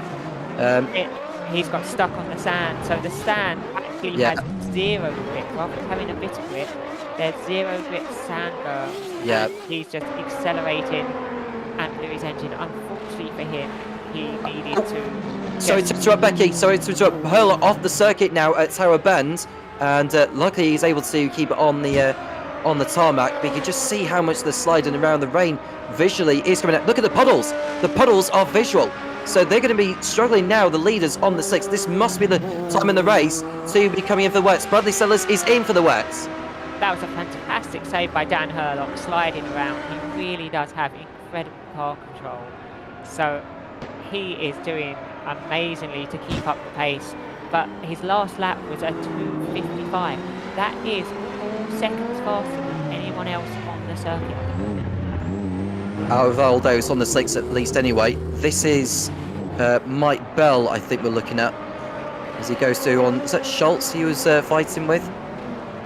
Don't know, but he went off the circuit, and from the moment he ended up beached on the sand, he basically cooked the engine from there, and that was race over for Mike Bell. It had been an eventual race for him, and it's got worse there. So he is now out of the race along with Gilles Lalonde and Joe Smith, who didn't even start this one. Bradley Sellers in the pit lane now. I am curious as to how long he's going to be in the pits for before he comes back out. But surely, if you're going to be on the wets, we need to see a comparison in lap times between those on the wets compared to those on the slicks. We have Magnus out and Johnny Gutierrez out. So Johnny Gutierrez has just done a 41.1, and I believe he must be on the wet tyres. Dan Hurlott, on the other hand, has done a 39.5. So Gutierrez is 2 seconds slower in the first sector on his cold wet tyres, and Dan Hurlott is on his hot dry tyres. Yeah, the slicks are those on the slicks are trying to eke out the fuel for when they come in, so it saves them having to do an extra pit stop. Is the rain still coming down? Because I can't really see it as clearly. The rain is on 7% now. It has dropped from 9% on the track down to 7. Some of the puddles are happening. Well, you can see some of the puddles on circuit is what I was trying to allude to. But there is Dan Hurlock, who's trying to put a lap on one of the Ferraris coming around out of the last corner. That's John Uyan, isn't it? So John Uyan, who's now, well, he's in the lead at the moment. Is John Uyan in the over 2 litre AMS? And we've got pit stop now. I think Hurlock has decided that the wet tyres are necessary. What do Kirsten and Beninka decide to do? Are they going to come in for wets? If I was them, I'd probably do it. Judging from that line, I'd say he is. No, he's not. Kirsten is carrying on. Kirsten is in. Beninka is coming into the pit lane. Beninka is in. Kirsten out. Beninka's in. Hurlock's in. Elko Bussing in the lead of the under 2 litre pros is in. Kirsten has been the only one to stay out by the looks of it right now. We'll see if Oliver Day, Timon Suvic come in or not. They're also on the dry tyres. We've got 2 different races now with drivers on slicks and some on the wets. And Oliver Day is he's coming round the last corner. Is he going to make his way into the pit lane to put a set of wet weather tyres on? Oliver Day is in, and Walter de Bruyne is now getting up to temperature with the wet tyres, and he has done a 36.7 compared to Nicholas Kirsten's 38.3, so he's 1.6 faster in the first sector, Walter de Bruyne, than Nicholas Kirsten. Yeah, at this rate, I can see Velterpoint getting closer to the likes of Day, Beninka and Hurlott, depending on how long they actually take in completing their stops. But there is Bradley Sellers, who is running in... Oh, that's Wouter Bruyne, sorry. He's running in 6th position. Schultz is the latest to go off the circuit, Becky. De Bruyne has jumped Sellers with his earlier stop of putting on wet tyres. However, the rain is down to 1% now. So the wipers are still going, and it's just hit 0. The wipers are still going, but the rain has hit 0%. This is a masterful play by Nicholas Kirsten, and probably Timon Suvic as well, who have stayed out. Well, the puddles are still around, so it's going to be tricky at the moment for those on the slicks to basically brave out the conditions. I wonder how long it'll be if the rain does return, though. Then that's going to still play into the hands of those on the wets. But we've got a considerable number of puddles out on circuit. There is Timon Suvic, who is running in 2nd position in class right now. Amazing for Timon Suvic. He has gone from Pinot, where he was fighting with the 2 litre AMS earlier in the race, and now he's in 2nd position through staying. Yep, there's still Oliver Day, Eduardo Beninka, Dan still just putting on their wet tyres, even though the rain has stopped. You should have heard the cries in the team chat. JT Tammy, we've been informed, has been off the circuit as well. We'll get more on that in a moment. But looking at Wouter de Bruyne, now surely he's going to go up into 3rd place, although Hurlock is coming back out on his brand new set of wets. Here is a replay. It looks like JT Tammy has retired. He's gone no further, Becky, and this is the reason why. He's done exactly the same or similar to what Alan Smith did. This time, the problem is more terminal. He has. He's bouncing a lot more whereas Alan Smith did quite a neat barrel roll. JT hit hard, and it looks like he's stuck upside down. Yeah. JT probably come back because it's worth coming back to get the points. So I suspect we'll see him back in a few minutes. So I'll back to him, he can do that. He'll just close the game, restart it. He'll be a few laps down, but he'll be able to finish the race. And with only 6 other people, sorry, clear up good point. Kirsten's off the circuit briefly, but he's come back on it now. But you just see how hard it... Oh, he goes off again as well at turn number 2. So if I was Kirsten, I'd just take it a little bit easy, especially through the first part of the course where we saw Alan Smith and JT Temi go off. The last thing that Kirsten needs is an error that sees him barrel roll and ends up upside down from what we saw with JT Temi. That's going to cost him big time if that happens. So if I was Nicholas Kirsten, I would just take it easy from here on in. I love the commitment from Kirsten. He has got an 85-second lead. He doesn't need to be taking these risks. And we can just see Dan Herlock on the left-hand side. And on the right-hand side of your picture, just look to see who... It's Nicholas Kirsten who... is it Nicholas Kirsten? I think Kirsten's Nicholas first. Kirsten who is leading, and we've got Dan Herlock who is in third, the leader of the wets. Kirsten is off again. He's pushing hard, and even though the rain stopped, the track's not drying out yet, and Kirsten is really starting to slip and slide around. I think that might be a replay of Kirsten going off the circuit earlier, because I'm sure he's further on around the circuit. I think it is live. I think Kirsten is making similar mistakes. He's just pushing as hard as he can still.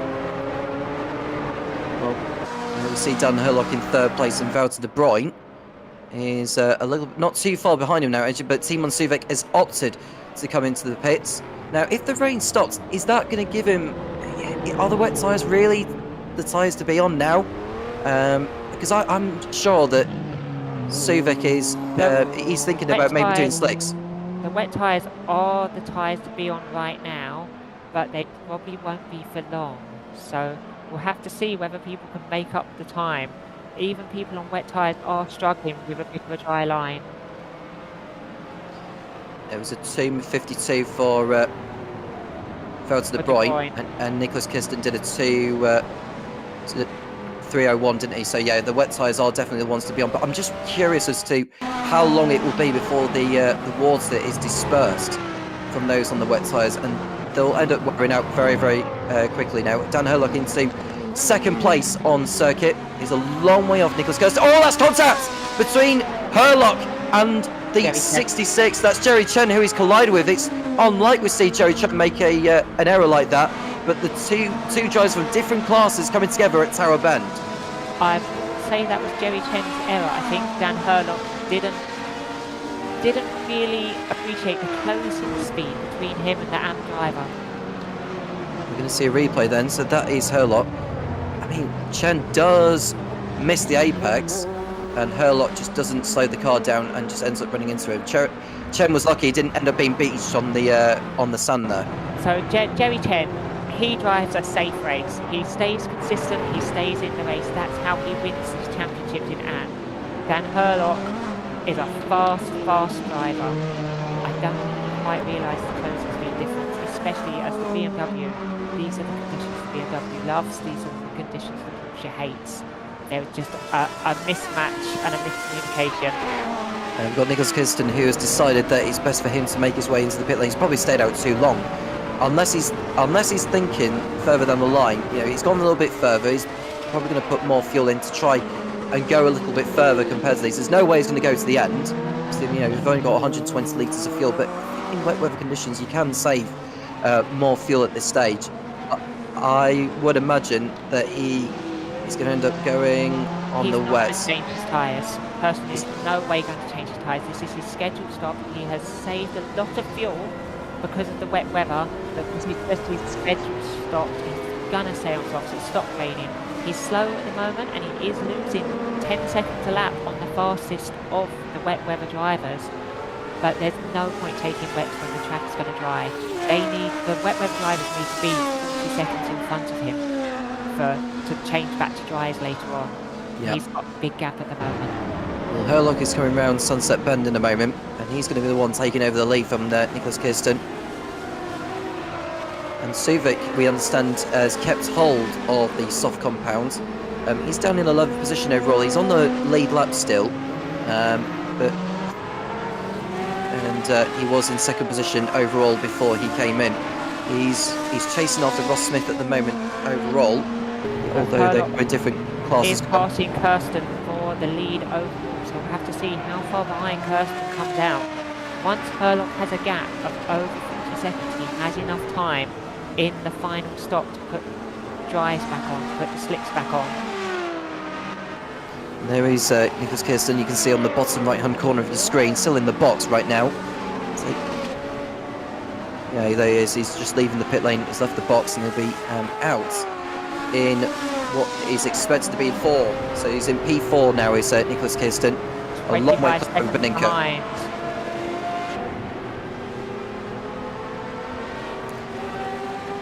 But there is your new race leader, Dan Herlock, 11 seconds clear over Valter de Bruyn, who's benefited from the cycle there of going on the full wets.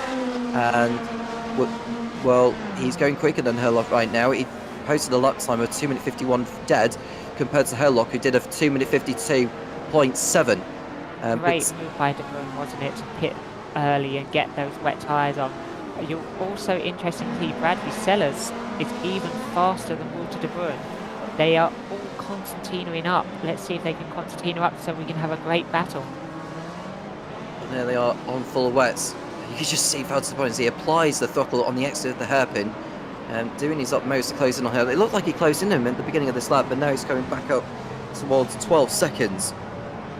You can see the dry line, so the wet tyres are going to be really starting to struggle now, and Nicholas Kirsten might come back into his own. Yeah, but there we see Valter de Bruyn, who's got his headlights on now, so we're heading towards the phase where darkness is beckoning. But Valter de Bruyn is in 2nd place ahead of Bradley Sellers, who's run about 6 seconds off him. Nicholas Kirsten, who has put on, is stuck with the slicks. We'll start to see a comparison between the wets and the softs. I would probably say we're at the crossover point between the softs and the wets.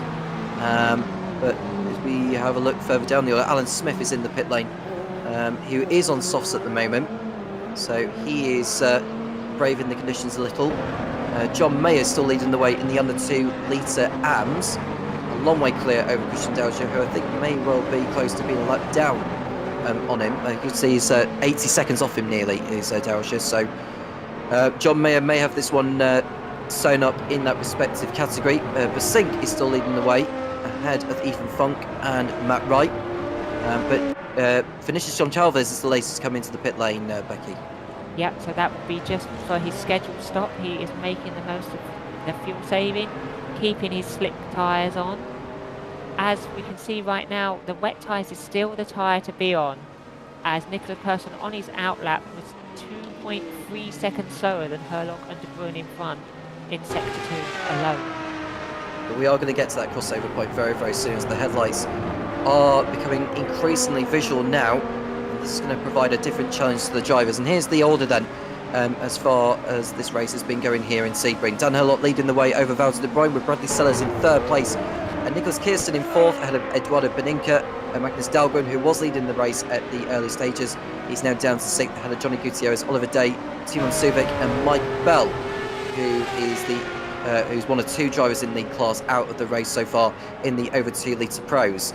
In the over 2 litre AMS, Ross Smith is in the lead now, ahead of John Uyan. Finishes John Calves, who he's in the pits at the moment.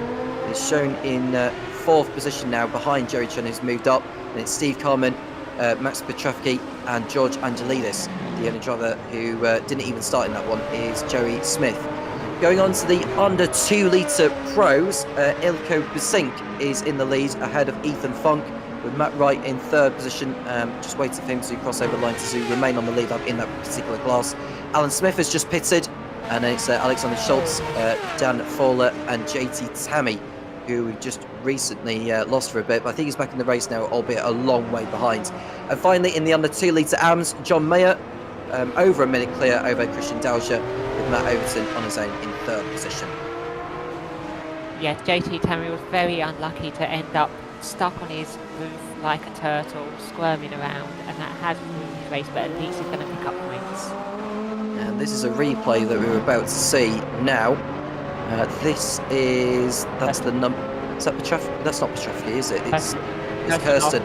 Struggling on his dry tyres. That was Kirsten who went off the circuit there and rejoined it. You can just see the sunshine in the background sunset there. That's why they renamed the U-turn to Sunset, isn't it? Perfect example there. As we see the replay of Kirsten going off round turn 14.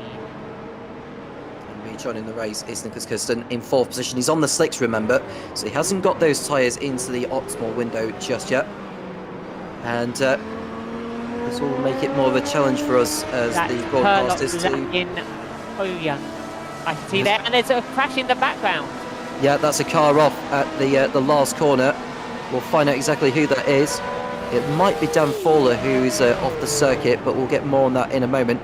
Well, I was going to say, with darkness now over Sebring, it's going to make it more challenging for us to spot who is who. But we can see Dan Herlock in the lead at the moment. That's a bat marker behind him. We'll find just over behind him. Looked like it may have come together with Fowler. Fowler was stuck off the road on the escape road as Herlock goes wide onto the grass. That grass is going to be super slippery, so we need to be careful with that one. Yeah, so he needs to make his way through without any drama here, Dan Herlock. He is on the wet tyres still at the moment, and he may be flying at the moment, but he won't want to overdo it at this stage now in the race, considering that the track is still damp, and he'll get to the crossover point where they'll need to go back on the slicks. Well, it's a 2:48 that Dan did on the previous lap. Nicholas Kirsten in 4th place on the 6 did a 2:53. So Herlock is actually 5 seconds faster than what Kirsten did, who is on the 6. So the wet tyres, I'd probably say, are still the tyres to be on, but it's a matter of time before they start falling away and the 6 tyres become the necessary rubber.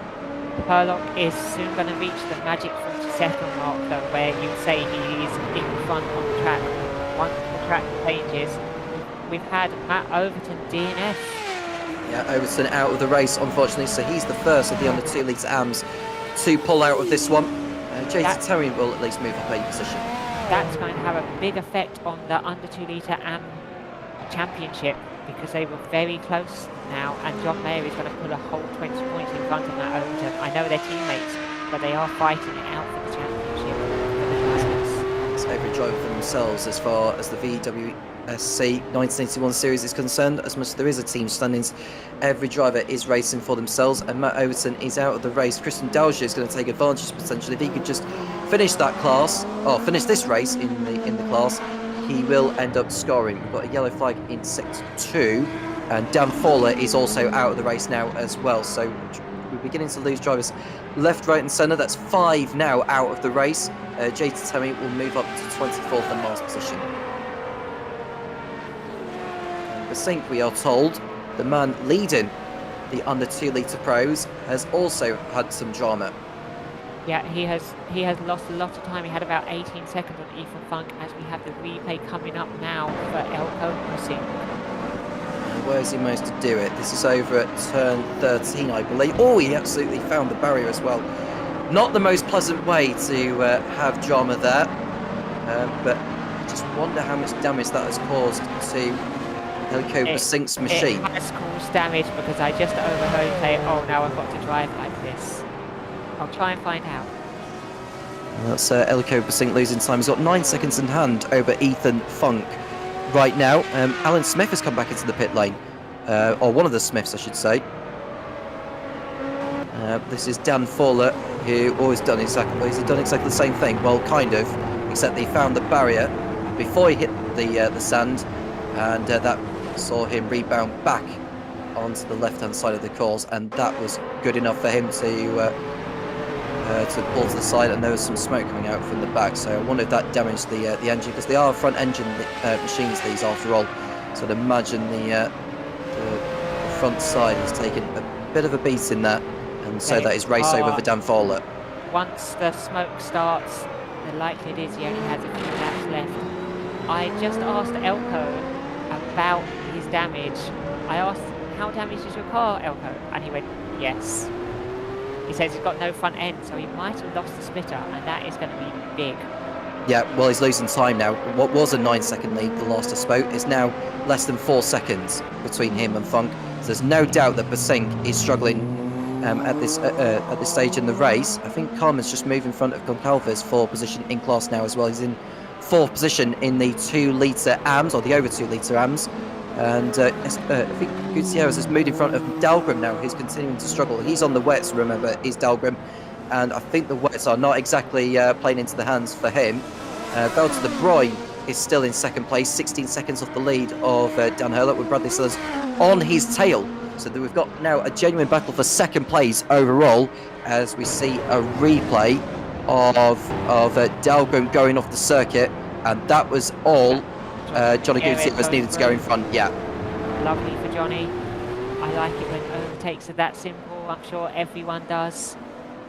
But we will see Bradley Sellers going past Walter de Bruyne for 2nd place if their pace continues. As Bradley Sellers' last lap was 3 seconds faster than de Bruyne. So can he get that second off of him? They were stuck behind Elko just a minute ago. Nicholas Kirsten's still going 3 seconds slower than what Dan Hurlock is doing, but his pace is still similar to what Valter de Bruyne is doing. So I would say we are at that crossover point, but I am worried as to how long it'll be before they need to pit in again for a final splash and dash. It will probably be quite a while because of the amount of time the track has been wet. But by the time they have to pit and by the time the crossover happens, I don't think anyone's going to bother changing back onto slicks because it's not worth the 40 seconds penalty. I don't know, because the thing is, when those wet tyres start to struggle to find any water on the circuit, they just end up overheating and just not going to have the grip that you need to make it through the corners. So I'd be tempted to counter that, Becky, by saying it may well be worth going on the slicks, but it just depends on how far in the race we go before we are at the point where slicks are needed. I'm going to counter your counter there, Tom, because I know from driving wets on a dry track at Monza, it was slower, but it wasn't significantly slower. The wets held on the dry track very nicely, and I don't think it's going to be worth a 40-second penalty when it probably only cost them 3 or so seconds a lap. And you can see Smith on the timing tower.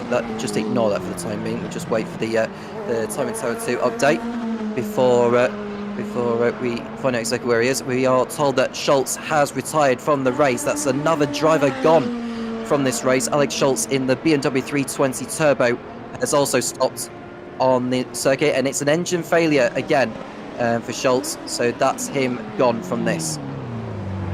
JT Tam will be smiling from that as his teammate runs a bit wide as he's closing up on Bussink. Ethan Funk is going to be salivating at this, seeing how slow Bussink is going with his damage. Ethan Funk didn't really make the hairpin actually as he chased after Bussink. Bussink's done well actually since he got the damage earlier to maintain the gap over Funk, as we see Sellers on the tail of Valter de Bruyne for 2nd place. There is de Bruyne in, you can just see in that blue and white Ford Mustang ahead of the fellow Ford Mustang of Bradley Sellers. But there is Sellers on the tail, making up all the lost time. I know they're teammates, but Brad's got to be thinking, get out of the way, Router. I want to go and chase down Dan Hurlock. I'm going really fast. I'm very comfortable. I'm the fastest person on the track right now. And there we see Sellers. He pulled out a little bit there, thought about it, but decided it wasn't worth the risk. You could just see De Bruyne slide his... He's made a mistake, actually, De Bruyne. That was a really poor execution of turn 14, and that is going to allow Sellers to into 2nd place on the backstretch. Another nice simple one there for Brad. Brad will be happy with that. And now he's got to go chase Dan Hurlock. 20-second gap with 37 minutes to go. That is going to be a hard ask. Yeah, Kirsten, his previous lap times are 2:50.6 compared to how Hurlock, Sellers and De Bruyne have done 47s and 49s. So it's still close, but I would probably say it's still wet weather tyre territory at the moment. And Ethan Funk has, I think this is him just missing the hairpin here. We saw the live images, yeah. So, and this is Eduardo Beninca is going to do exactly the same thing, miss the apex, and almost go for a little bit of lawn mowing there. Oh, his entry is really poor actually for Eduardo Beninca. Kirsten has had another off-track moment on the slicks. Oh, he's already going actually. It didn't look like he was going to make the corner, and wisely went round the barrier, so just carried a little too much speed there, has Nicholas Kirsten. He's lucky because he could have easily found the barrier, and that would have been his race heavily compromised. That has let Eduardo through on the wets, so now Eduardo's going to be scampering away from him. And Kirsten's done it again. I repeat, I guess he did it at both turn 13 and 14 on that lap. You see Eduardo sliding around under power. As I said earlier, Eduardo Beninca, he has one setting and it is go fast. Love to see it. Yeah. So it's almost like the dry lines are beginning to appear at the moment, but that doesn't seem to be putting the leaders off who are on the wets. Those are on the slicks now as well. Obviously, I mentioned Kirsten, who's down to 5th position. Timon Suvic, his last lap has been a 2:56. He had a really poor lap, actually.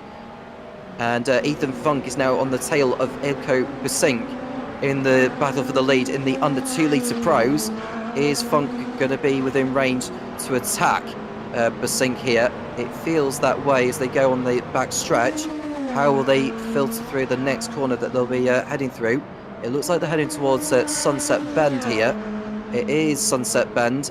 Funk to the outside, or switching back to the inside. Busink read that really well, actually. He saw him attempting to get through, and he just covered off the inside there. So clever driving there for Busink in a wounded BMW 320. What Funk might not realise yet is that Busink is not going to have very good turning, so if he can get up the inside, he should have it. And Busink is really protecting the inside there by the looks of things. Oh, there he goes. There goes Funk to the inside. Can't see whether they're side by side or not right now. I'm going to switch to my time plays. It's 100th of a second between them. He's done it. Ethan goes through. Yeah, it was a slam dunk pass actually from Ethan Funk over at turn 14 before the backstretch, and we have a new leader in the under 2 litre pros. Ethan Funk takes over leadership. That was coming for some time, given the handling that Busink will have had to have suffered over the last few laps. Matt Wright is another 23 seconds off Busink actually, so I wonder if Busink is going to have to just try and nurse the car until he next pits in, because there's no doubt I think he'll want to try and repair it should he have enough time. Busink was 3 seconds a lap slower than Matt Wright last time, with only 34 minutes Funk's to in. go. I think unsure whether that's going to be the end. Funk in, Elko Busink following him. So they obviously think they can get to the end now. Does that mean Funk is going to be taking dry tyres? I think they will. Early? Yeah, if it's not going to rain again, they'll go on slicks. Even if the track isn't at its optimal window for the switch. Yeah, they're taking slicks now. Because otherwise, if they go on full wets again or stay on the wets, they'll have to come in for slicks again. And we've got a replay. Something ominous has occurred as we hear from our producer. That's Oliver Day. That is a Mustang engine blown up. That is unfortunate for Oliver Day, as he just does a little bunny hop running off the track. The engine a little going. dolly, if you will, Oliver Day. If you watch this back, he'll know what I mean. Yeah, the engine going there for the pole sitter. And Dan Hurlock's out. Dan Hurlock, the leader of the race, has gone out. We don't know exactly what's happened to him. Now, whether that was an off-track excursion or something mechanical has cost him lead. It's a disconnect. Dan has had a disconnect. That's torrid luck. That is torrid luck for Dan Hurlock. Not what he needed at this stage in the race. Was it a disconnect? Yes, it was. That hands lead to Bradley Sellers. Poor Dan, with a 40-second lead over Nicholas Kirsten on the dries, and what was it, about a 20-second lead on Brad? Yeah. But this is played into the hands of Kirsten now, because he won't need to pit in for now, because he's already on the slicks.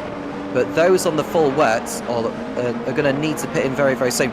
If Busink and Funk have opted to come in for slicks now, surely that must be basically the prompt that the leaders need to think about coming for slicks. Jerry Chen is also in, and he's on slicks now as well. I'm gonna take a punt, and I'm gonna guess that a lot of the front runners aren't gonna change to slicks. I think they're gonna be confident enough in their abilities to run the wet tyre to the end and not take the 40-second penalty of changing to slicks. I reckon Elko Bussing has done it because he's preparing the car as well, and he thought, well, might as well put the right tyres on, and absolutely done it to the end. Ethan Funk has been sliding around a bit. I think he wanted the safety of the dry tyres. Well, the fact that they've come in now, surely they will. We're going to try and go to the end, which could pay dividends later on. And Petrovsky is the latest to pull out of it. Now, is that an engine failure? Is that a disconnect? Or is that an off-track excursion? We'll find out exactly what happened to Max Petrovsky, who has had a very eventful race. He was running in the lead in the over 2 litre AMS in the early part of this. But we're going to see what he had been up to. He's had a lot of off-track excursions, to be fair, in this race as Petrovsky. He's been off again, and that was a crash. That was a very strange crash, though. That was like a wheel disconnect. He did lose his front right wheel as he hit, but it looked like he didn't turn in as if his wheel stopped. Looks like a technical failure more than anything. Johnny Gutierrez is in the pits for his final stop as well. It looks like Johnny is staying on the wets according to my timing screen. Yeah, we've had a lot of people coming in the live chat. Hello to Bandit, who's joined in. Peter Davis is saying goodness gracious, and Ethan Funk seems to have a lot of supporters now as well that's joined in, or has a supporter joining in.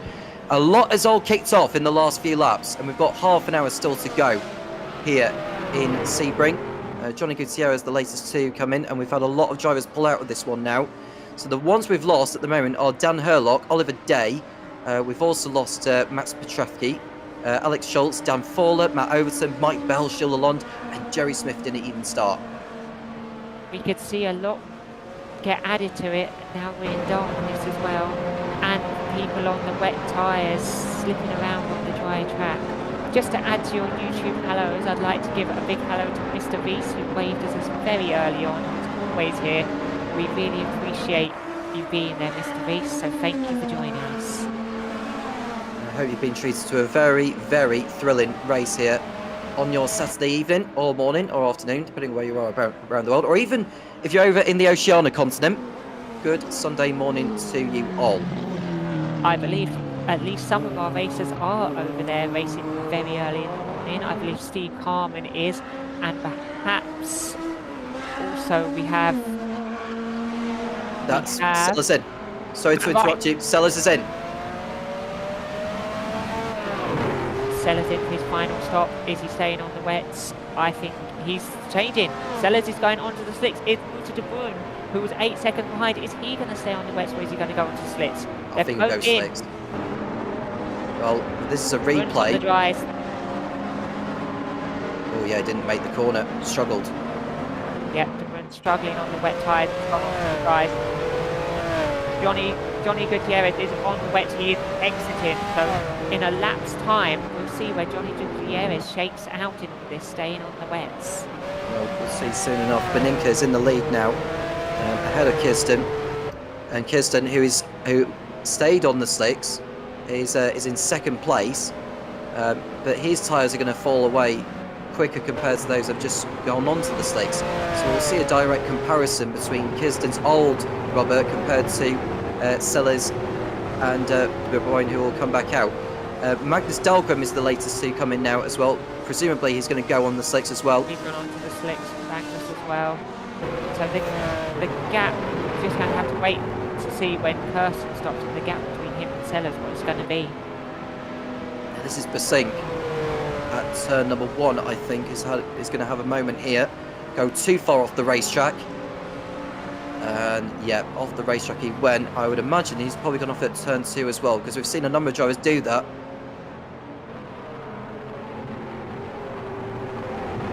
Oh dear. And we've been told as well that Max Petrovsky thought he went through turn 2 when in actual fact it was turn 3 where he had crashed. tragedy. That can happen at night time. You just get your position on the track wrong, and that is it. As we've got Nicholas Kirsten closing in on Eduardo Beninca to the lead, down to 7 seconds. Last lap, only 3 tenths difference between them, with Nicholas Kirsten being the faster. So it looks like the crossover has just happened whilst everyone is pitting, that the slicks are now faster than the wets, but it's so tight.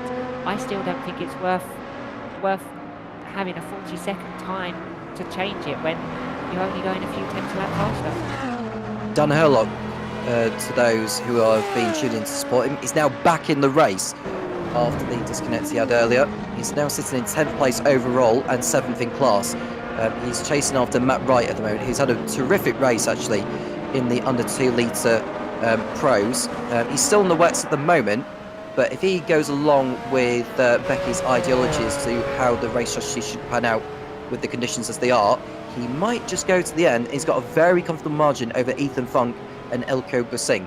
He has, but he needs to stop again. I think regardless of what he's going to do, he's behind Ethan Funk and Elko Busing, whether he changes or not, because there's quite a big gap there. The interesting thing here for the under 2 litre pros is the 17-second gap between Funk and Busing, with Busing really pushing. He did just lose 5 seconds, but in general he does seem to be a second or so a lap faster than Funk. Dahlgren has shown that he is in the pit lane at the moment on the soft compound. Bearing in mind it's a 2.5 minute pit stop to get 120 litres of fuel put in the car to ensure that they will go to the end. But I suppose if you're Matt Wright, for instance, I can't remember when he last came in, but if he can go further into this, he will not need to put 120 litres of fuel in. No, he'll be putting He'll be putting about 80 litres in now. It is going to be a shorter stop. The same for Ross Smith and John Vivian. They're going to be having shorter stops. So they were already in the lead of the 2 litre, and they're going to be massively in front of everyone else. Those two once the kind of shake out. And Herlock having a moment, looks like into the final corner. He has a big slide round. And unfortunately for him, it doesn't really matter because he's so far behind from the disconnect. Timon Subic as well going round. And Timon is on the slick tyres. He hits the barrier, bumps the back end as well, just to add insult to injury, and gets going quite quickly again. So that was a good recovery from Timon Subic.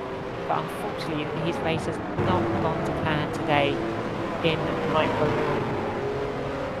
Kirsten has moved into the lead ahead of Eduardo Beninca, who's still on the wets at the moment.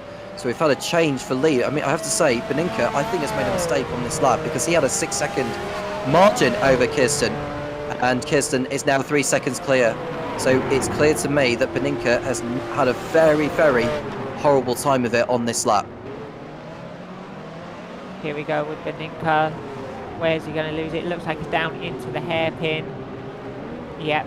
Once again down onto the hairpin, just locking up a bit or being a bit too eager on the throttle, sliding round, and he stays still almost for long enough and then just accelerates into Johnny Gutierrez. Gutierrez is not going to be very happy with that one, is he?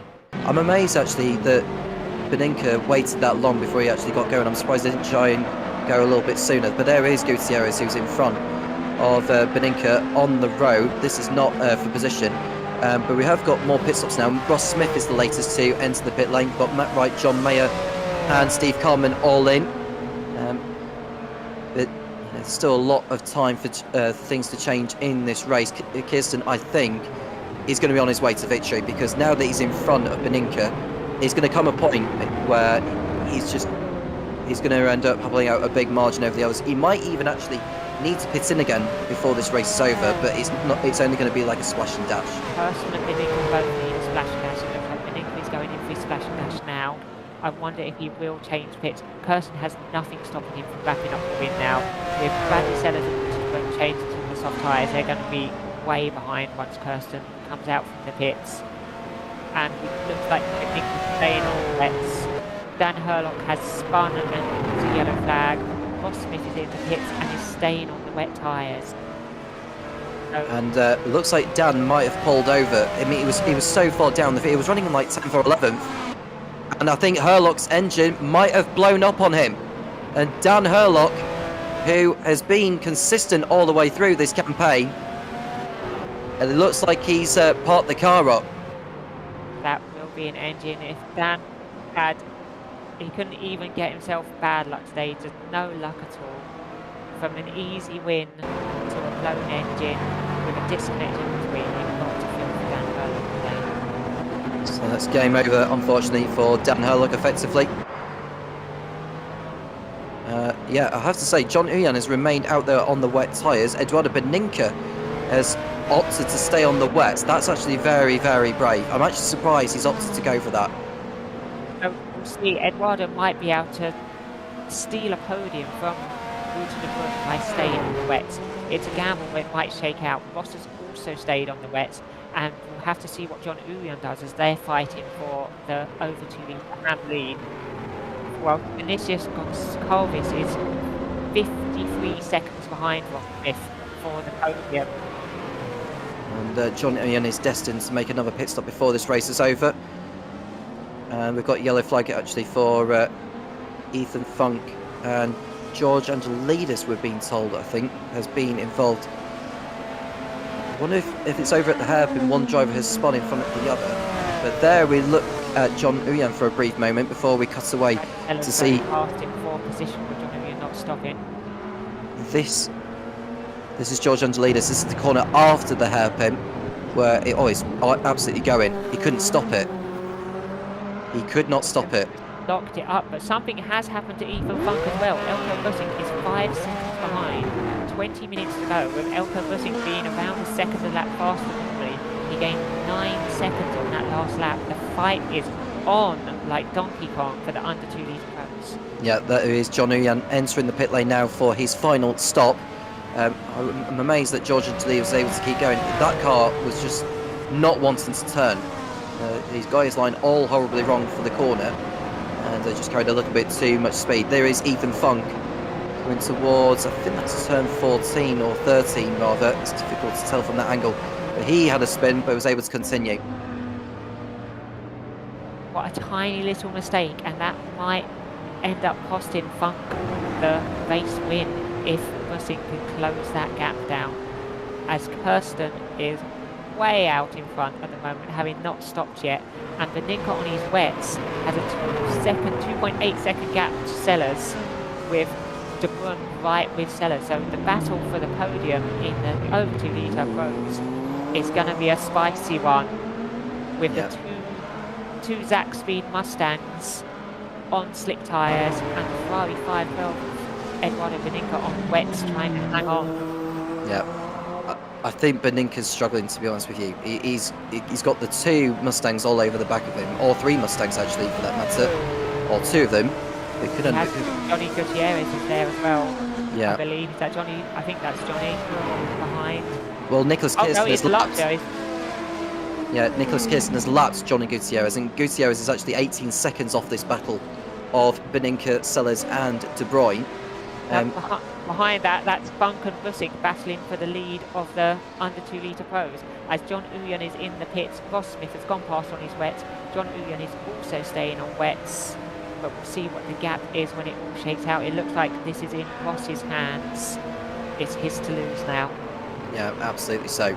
I think Ross Smith may have one hand on the race-winning trophy, but remember, he is on the wets compared to John Uyan, who's also on the wets, and the nearest driver behind him is Vinicius Gonçalves, who is on the slick. So we'll have a look at the lap times that they are producing. Smith did he's just done his outlap actually as Smith, but John Uyan's time compared to Gonçalves is something like 1.7 seconds difference. So it's not a big gap, but it's easy for that trajectory to fall into Gonçalves' hands in the final remaining laps of this. It does appear, looking at the time between, that Gonçalves still has one more stop to do though, so I think Gonçalves might have a quick splash and dash to do, and we'll see him come right back unfortunately, but he's running well at the moment. And there is your race leader in your picture, Nicholas Kirsten. Even though it is darkness, he's making his way into the pit lane. He's in. He should come out way in front. He has a 2-minute 10-second gap, and it's only a splash and dash. 17 minutes to go. So, is it what?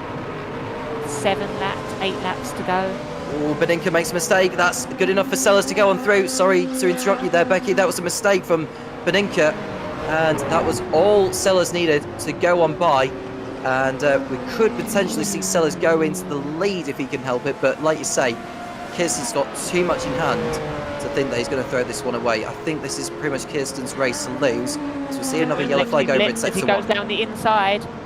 De Bruyne is going for it on Eduardo Beninka for the final spot on the podium, and he doesn't quite pull it off. De Bruyne, it's a matter of time, isn't it, on the slick tyres compared to the wets. Eduardo Beninka went for the gamble, and I still maintain that it's a good gamble because he was a long, long way behind Sellers and De Bruyne for the pit stops, and now he's having a good dice slice with them. But it's a matter of time. It's a when, not if, isn't it? That he's going to get him. Yeah, I couldn't agree more. I just think with Valtteri Bottas on those wets, I mean, there's just not enough water on the circuit now to try and cool those tyres down. He's going to end up sliding all over the place, De Bruyne, sooner rather than later, because there's not enough grip. But I think George Angelis is also coming for his last stop, so he's going to tumble down the order behind Steve Carman. I think that's the last of those in the over 2 litre AMs, so George Angelis is going to have to. Vinicius Goncalves still has to pit as well. But yeah, George is staying on the wets as well for his little splash and dash. Timon Suvic is in for his splash and dash.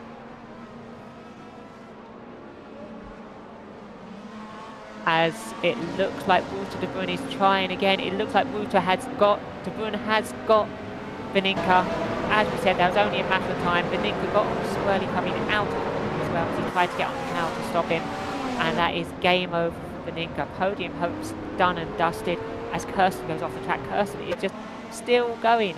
He did that earlier on in the race when he had an 85-second lead, didn't he? He has a 46-second lead and he's pushing like crazy. Yeah. I'm just looking at Beninka's gap over Gutierrez, who is also on the wets. 18 seconds between the pair of them. And the next driver behind, Magnus Dahlgren, has got 24 seconds to make up on the slicks. George Angelis is in the pit lane still at the moment. He's now behind John Mayer, who's been dominating, to be honest with you, in the under 2 litre AMs. So he's on his way to victory in that, because there's no way JT Tammy is going to, not JT Tammy, Christian Dalger, who's a long way back from where he is. Timon Suvic is in, and Vinicius Goncalves has also come in. But I think that is it for the stops now, with Goncalves in as well. Yeah. Which will allow Jerry Chen to move back up into the final podium position in that respective class. There's Beninka off. Yeah, that looked like smoke from Beninka. That looked like Beninka's engine may have been going there a little bit. We'll stay in touch with him in case it's anything more terminal. But that looked like a little bit of smoke from the front engine there of that Mustang. And the Ferrari. So it's the Ferrari of Beninka. Beninka does have a habit of pushing his cars hard. He likes to drive hard. So I wouldn't be surprised if he pushed it hard. It could be just kicking up a bit of water from the grass, because the outside of the track will still be very wet. And we can see in the background there, Ethan Funk and Elko Lussing, as that battle is getting closer and closer as Eduardo flipping. That is not how you barrel roll, my friend. No, and that's enough for Beninka to go over the sand pit, and that could be race over for Beninka, because I'd imagine that car is going to take some damage. But that's the thing, when you stay on the wets on a dry circuit, you're not going to have anywhere near as much grip as you would do on the slicks, and that'll be good enough for Johnny Gutierrez to move up into 4th place and Magnus Dahlgren into 5th. The only consolation for Beninka there is he didn't get stuck on the icy sand, because that sand is like ice, as we saw Mike Bell get stuck on it and blow his engine trying to get off, and it looks like he's clear on that. So he may have fallen behind Gutierrez, but it could have been a lot worse. Retirement for John Mayer. So John Mayer, who's the runaway leader in the under 2 AMs, or under 2 litre AMs, has gone no further. I don't know what's happened to him, but that is the latest twist in this race in that respective class. That is a massive twist for the championship. He would have gained 20 points on Matt Overton. Instead, Christian Dalga is going to join them in the championship battle. As he was 20 points behind the two. Was it a disconnect or was it an engine blow up for John Mayer? We'll find out sooner rather than later. But that long lead he had has completely gone out of the window. And even if he was to get back into this race, he's going to fall way too far behind Christian Dauger, unless Dauger has a problem in the closing stages. We've got another yellow flag over in sector 3. If John Mayer can get back into the race, though, he comes second, which is 19 points, which is still huge for the championship. And we're seeing what's happening right now. He's behind the barriers. He's hit the tyre. He caught the tyre barrier as he came into the corner, so he turned in a little too soon. That's the dangers of racing in the dark round here at Sebring. It is. I guess he must have blown the engine instantly to stop there. That's really unfortunate for John Mayer. What looked like it was going to be a commanding championship lead, and now, as long as Christian Dauger can come home as the lone finisher in the unpreceded app, he's going to be joint top overall as we see a replay of Elko Bussing, who had finally caught up with Ethan Funk, have an issue, a little lock-up, and he's having to avoid. That is panic over for Ethan Funk as Bussing had been catching up. The gap's now 15 seconds. Looks like he snatched a rear brake on entry there, did Elko Bussing, but at least he went round the barriers instead of going into them. And we've got 10 minutes remaining, just over. And it's Nicholas Kirsten who's got a 45-second lead. He's played the strategy to perfection, but of course it could all change with one big error, as what we saw from John Mayer a moment ago.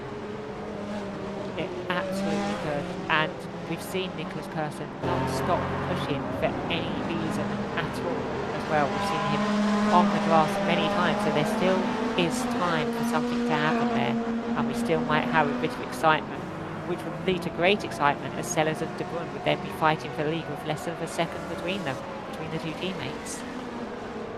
19 cars are left in the race now. JT Tammy has gone up into 19th position. He's actually 12 seconds off Christian Dauger, who at least that's something for Tammy to fight with in the closing laps of this.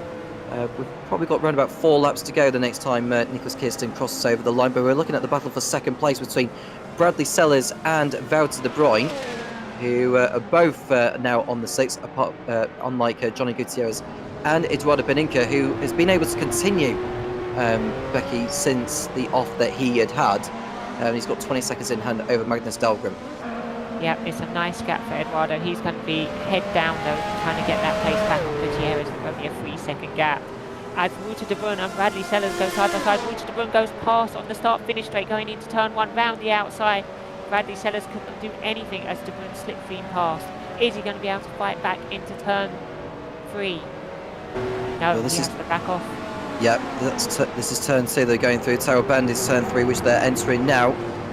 De Bruyn in second place ahead of his teammate.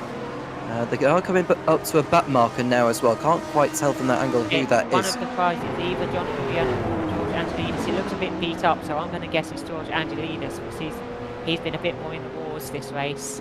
So probably, yeah, I believe it is George. No, it's John. It's got to be John Urian. Yeah, there's John. John Urian will get out of the way. He is a very, very respected driver. As there goes, let him through. But it looks like Sellers got back in front of De Bruyn. Has taken advantage of that.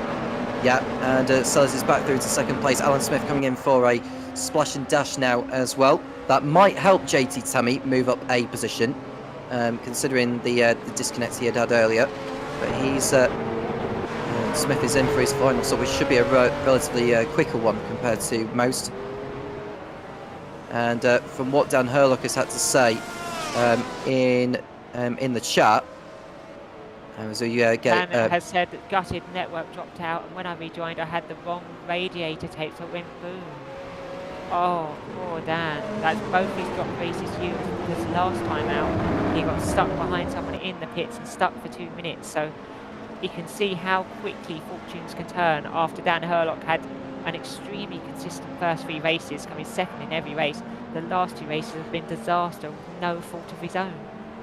And John Mayer is showing that he's in the pits right now, so he could well still get back into this race, depending on the amount of damage he's having to repair. But I think with the amount of time left in the race, it's probably unlikely he'll get back into it. A yellow flag in set 2 of the lap, which has gone away very, very quickly. It's just Basink who's had a moment here.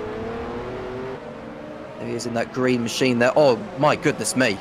He almost looked like he didn't make the corner, and he's going to go over the sandpit, and yeah, it looks like he's beached it this time. Yeah, that's race over. He's beached it on the ice. He's going to have to disconnect and rejoin. He's lost his front splitter and beached it on the ice. It's disaster there. Elko is still there. I hope he's not just spinning the wheels and going to blow up the engine. He's kind of got it over, but I am worried that he's going to end up over. Oh, that's it. That is that Beninka? That's Christian Delgo who's gone for a spin there, and that is Basink just beat on the sandpit there.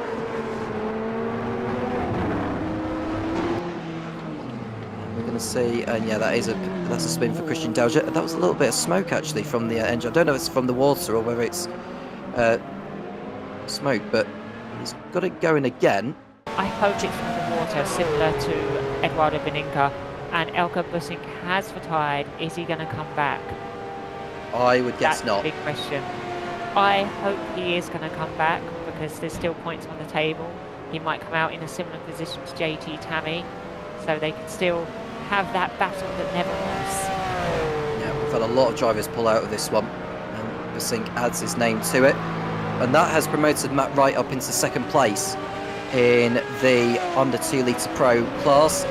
I think Alan Smith, despite the pit stop he's just made a moment ago, he's going to move up into the final podium position. So hats off to Alan Smith for that. And JT Tammy, we're just waiting for a gap actually to appear, although he is showing us 3 laps down compared to Smith, who is 2 laps down on the overall leaders. I think it's likely that Smith is going to take that final podium position, but never say never. As we see, that's Ross Smith, is it, that we are focusing on? That is Ross Smith. I assume he's letting Kirsten by. Yeah, he's letting Kirsten by as Kirsten goes through in the lead. So that will help Ross out for fuel, as it means he's 1 lap less of fuel. We've just got, with Kirsten going through, that's going to be 2 laps to go. Yep, 2 laps indeed for race leader Nicholas Kirsten, on course to make it a hat-trick of wins in the virtual World Sportscar Championship of 1981. He won last time at Riverside, he won also the round before at Monza, and he's about to do so again here in Sebring, providing he doesn't trip over anyone else here. He's got a 41-second lead over Valtteri De Bruyne. He's still got Bradley Sellers on his tail. I was going to say, De Bruyne has just got back past Bradley Sellers because we last saw Sellers in front. When they lapped John Uyan, Sellers had his optimistic move, but De Bruyne is back in front, or is he? There goes Sellers. That through the last corner on the inside, both of them squirming to get the power down, and it looks like Sellers has got him, or can De Bruyne get him back into turn 1? Well, we'll see soon enough. That is Sellers back into second place again. Absolutely do or die stuff between the pair of them. It's almost like the bit between your teeth, the way you look at these two fighting, as they have been for the last 20 minutes or so. But there is Sellers. Ding-dong, isn't it, between Sellers and De Bruyne? Yeah. Can De Bruyne get him back? And I can see that Kirsten's losing time, but I think he's happy to just take it easy from here on in. Even if he lost 30 seconds or so in the last 2 laps, he'll still hold on to take the victory. It's good to see him actually back off. When he was going so fast, when he had a 45-second lead, I got a bit worried for him. So he's just taking it easy and just bringing home the win. He could lose 15 seconds a lap and he'd be fine. And there are the drivers in second and third places in this one. Johnny Gutierrez is Johnny Gutierrez is another 37 seconds off, and I think John Mayer has called it quits now actually, because he did have that accident earlier. It almost looked like he was going to rejoin back into the race, but unfortunately not. So he is now gone. Elko Basink, much to your wishes, Becky, has rejoined the race, now in 4th position in class. Well done, Elko. Picking up some good points. Still a big gap between him and Tammy. That just shows the disaster of Tammy's getting stuck on his roof, doesn't it? Yep. That is Sellers running wide, and De Bruyne gets him again. These two continuing to dice it out. Unbelievably so. Battle. This is fantastic, isn't it, between the teammates? Showing much more restraint than when Formula 1 drivers fight each other, aren't they? Where they normally crash into each other at this point, swapping so many times. Watch out for Magnus Dahlgren as well, Becky, because he's on slicks compared to Gutierrez and Beninka. The gap is now 10 or 11 seconds between Beninka and Dahlgren. looking at the lap times between Beninka and Dahlgren's done a time that was 4 seconds quicker than what Beninka has done. So the battle for 4th position may not be done and dusted just yet. But Kirsten has now started the final lap of the race whilst we focus on the battle for 2nd. I think, unfortunately for Dahlgren, I'd love to see him close down and have a last-minute ding-dong, but he's got 11.5 seconds with less than 2 laps to go and only 4 seconds a lap faster.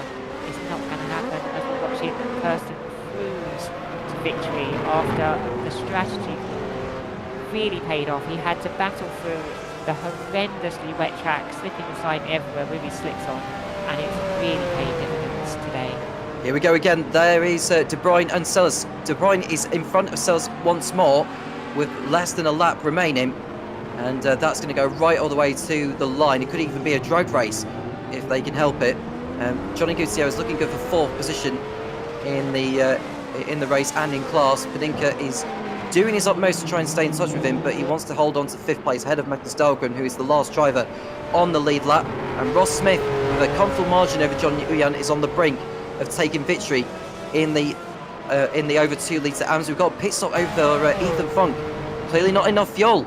Yep, got the fuel calculations wrong. Is that going to allow Matt Wright to steal a victory? I don't think it is, but the pit stops do take a long time, even to put one. There goes Wouter de Bruyn! Wouter de Bruyn has spun out at the hairpin, and Bradley Sellers goes through. What an unfortunate way to lose 2nd place for Wouter de Bruyn.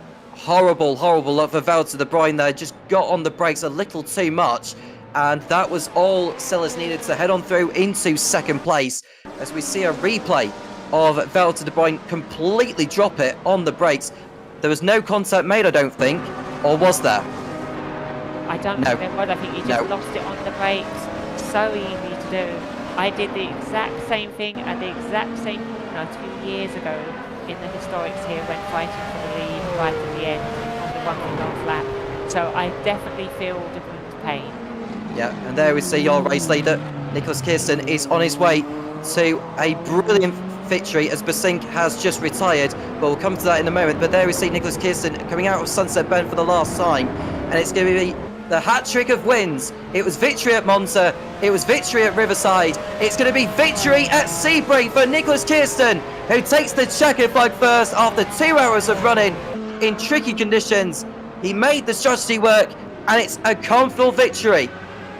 And Bradley Sellers is going to head over the line in 2nd position, but there is Ross Smith, who takes the honours in the over 2 litre AMS. A comfortable performance again from him. John Uyan will cross over the line in 2nd place. Ethan Funk did get out in front of Matt Wright convincingly after that splash and dash, so he's going to hold on to the under 2 litre pro victory. And over the line it should be Christian Dauger. I don't know if he's crossed over the line yet, but he's going to win out as the only driver to finish in the under 2 litre AMS. There he is at the back straight, coming round the last corner in a moment. Christian Dauger, I think, may have come into the pit lane actually to get a splash and dash, but it's race over for him. He is the winner in that respective class. There is Ethan Funk, who's going to come round in a moment. He's got one more corner to get through, but it's going to be victory for him. Well done to Bradley Sellers for 2nd place, and Wouter de Bruyn will be kicking himself with that mistake on the last lap. Absolutely fantastic for Ethan Funk to bring that home in the lead. He just is keeping it going, just doing your own thing and let everyone else fall off around you. It's worked for JT Tammy in previous races, but JT Tammy has wanted to fall off this time as Ethan Funk round the last corner to take a lovely win in the under 2 litre pro. It's his first of the season. Will it be a first of many? But he continues the Lancia domination in that class, where they have won every single race. Yeah, we're going to see a replay. Is this Elko Basink who's had a moment on the last lap? I think it is, and this is over. Oh, he's gone off a long way. Oh, he's gone into the barriers big time there. The Armco was just waiting. That was before the hairpin. So Elko Basink's eventful race had ended in the barriers. I don't know if he'll still get points because he's completed most of the race distance. But we'll find out. Unfortunately, will not get points. You have to cross the line. So he will miss out on all of the points for 5th place and get a big fat 0, which I feel very sorry for Elko Basink for. Yeah. Let's. I don't know if everyone's crossed over the line, but if so, let's have a look at the race result. This is in the over 2 litre pros. Nicholas Kirsten coming out on top with Bradley Sellers in second place. And it's Wouter de Bruyne who makes it to the podium. At least both of the Retro Monsters drivers make it to the top three. Johnny Gutierrez fourth on the wets ahead of Eduardo Beninca, who's able to hold off Magnus Dahlgren to the end, with Timon Suvik, the last of those in that respective class, able to finish. Unlike Dan Herlock, we've also lost Oliver Day and Mike Bell. And Gilles Lalonde also didn't make it to the end. Let's have a look at the over 2 litre AMS. Ross Smith is the convincing winner over John Uyan, with Vinicius Goncalves making it to the podium. Jerry Chen down to fourth place after his shenanigans earlier. Then we've got Steve Carman and George Angelidis making it to the end, unlike Max Petrovsky and Jerry Smith didn't even start the race. In the under 2 litre pros, Ethan Funk coming out on top despite that splash and dash at the end, holding off Matt Wright and Alan Smith. JT Tummy, who had that disconnect earlier, was able to rejoin the race and finish in fourth position. Elko Brissink crashed out. Alex Schultz didn't make it to the end, and neither did Dan Fowler. And finally, we'll look at the under 2 litre AMS, and it is, as we look, well, we can tell you that under 2 litre AMS is just Christian Dalga, who was the only finisher, and that's going to bring the under 2 AM championship extraordinarily close. Whereas John Mayer and Matthew Overton were on 58 and 56, Christian Dalga on 38. He's going to join them on 58, being level with John Mayer, 2 in front of Matt Overton, the only finisher tonight. Yeah, Christian Dozer, the only finisher, but at least he's come out with some good points, and that's going to change things in the championship. There you look at the calendar as well. After we've been to Sebring, Riverside, Monza, Mugello, and Daytona. The next round will be at Le Mans. Just to correct myself, it's not Watkins Glen that's the next round. It's Le Mans on April the 11th. Then we go to Watkins Glen, Spa in August, along with Road America. Silverstone, Nürburgring, Pagusa, and Daytona, Motorsport Park, and Brands Hatch will round out the season. Shall we get a word with some drivers, Becky, and discuss about their races? Absolutely. Who would you like to bring in first? We've got the over 2 litre pro or the over 2 litre AM winners. We'll go from back to front. We'll have a word with Ross Smith first, who came out on top in the over 2 litre AM class. Ross, that was a rather tricky race all round for the whole field. How was it from your perspective? How did you find it? Tricky. With a dog barking in the background, he seems very pleased with you. yeah, very excited. Yeah, no, that was definitely one for the books. As soon as the rain started, I knew the dynamic was going to change completely, but fortunately the strategy didn't alter too much. You know, we knew that it was going to be fuel or nothing, and just staying out of trouble. And Vinicius did a fantastic job bringing it in for third, so we wrapped out the podium. So very pleased with all that for the team points. Yeah, and of course it changes a lot in the standings, and that was a good win for you. But how have you found the 1981 machine today compared to maybe how the 1985 machines of last year? Because we've had 5 rounds now. We're a third of the way through this season. But would you say it's been a step up for you compared to the 85 machines, or do you feel like there's still more to find in these 81 cars? Certainly more to find, and that's going to keep going as we go on. But I think at this point, we've got a fairly decent idea of just how the cars kind of line up to one another, and we'll see what BOP does down the line. But I mean, I feel like cars that are less aero dependent are a little bit more my bread and butter. So this is, I'd say, probably a step more in my favor compared to the 85s. I love them both, but it's just how it is. Yeah, but 5 weeks from now until the next round in Le Mans, what have you got lined up between now and then? Just kind of getting some practice and hoping to get a few updates in here.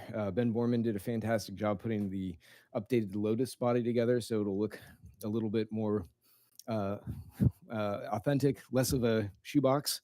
So hoping to get all that in there, and of course getting the WSC 2023 mod wrapped up by the end of this month, so it can actually go into the Steam Workshop for everyone to enjoy. Yeah. Anyone on the shout out to Ross before we let you go? Again, Vinicius doing a great job wrapping it up for the team. George, John, Matthew, Don, all the SGS team. Jerry Chen and all those guys during the race. We had a really fun time going back and forth there. And for CMS and you guys, everybody coming out and putting this thing together, it's always fantastic to have a good show and a good race. Excellent. Ross, I'll let you go. Well done today on picking up the class win, and best of luck for Le Mans in 5 weeks from now. Thanks so much. Take care, guys. You too as well, Ross. Thank you very much. We'll get a word with the under 2 pro winner, under 2 litre pro winner, I should say. That is Ethan Funk in a topsy-turvy race that had all its twists. You were the one that came out on top. Hello, yeah. How are you doing? We're not too bad, thank you. I think we're being treated to a really, really interesting race in changeable conditions from day to darkness, dry to wet, and then back to dry. It was quite a lottery. Would you agree with that? Oh, yeah, it was a handful. Such a race of attrition. Yeah, I'm really just, yeah, I don't know what to say. Yeah, I just, with the barriers nearby and with the headlights needed to be put on, we've obviously had the rain that came in. It's just like so much can possibly go wrong in that race. We saw drivers even barrel rolling. We saw drivers just missing their braking points, locking the rears because they can't necessarily see the slower speed corners. Was it that tricky for you out there? Yeah, absolutely. Especially when it just was getting wet. I went off the track more times than I can count. But it went worse for others. So I guess I'm here now. Absolutely so, and imagine that'll do your points total no harm whatsoever. And we've got a 5-week gap between now and Le Mans. What have you got lined up between now and then? Are you involved in the Modern Championship as well? No, I don't think I've ever done a race in the Moderns. Maybe I should look into it though. I would imagine so, because I think it's quite a popular one within the drivers. There's a lot of brilliant machinery in there for you to check out. Anyone to shout out to, Ethan, before we let you go? Absolutely, like the whole team who made these cars and who host this championship. It's just so good, so good. I'm so glad that I made my way here when I started sim racing. Wonderful. Well, Ethan, congrats on your victory today in class, and best of luck for Le Mans in 5 weeks. Thank you very much. Have a good one.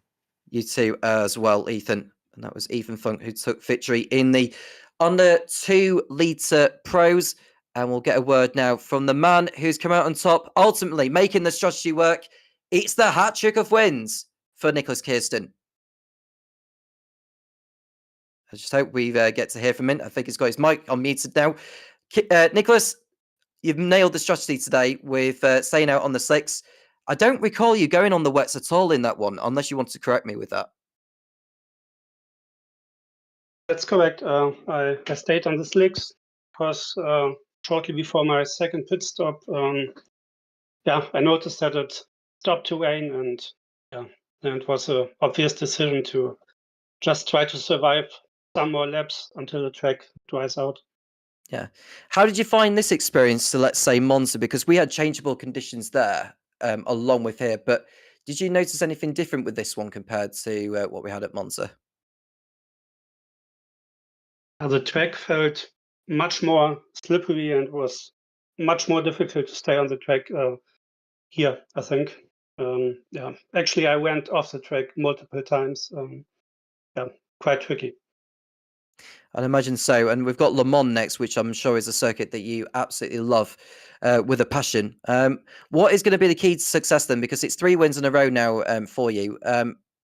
You'd think you'd be going for 4 in a row, won't you?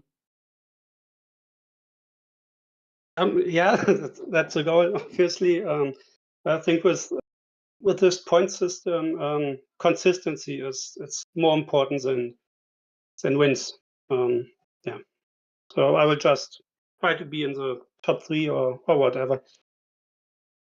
And I mean, of that brilliant 2 hours of running, and I'm sure you've had some supporters tuning in to watch. Is there anyone in the shout out to, Nicholas, before we let you go?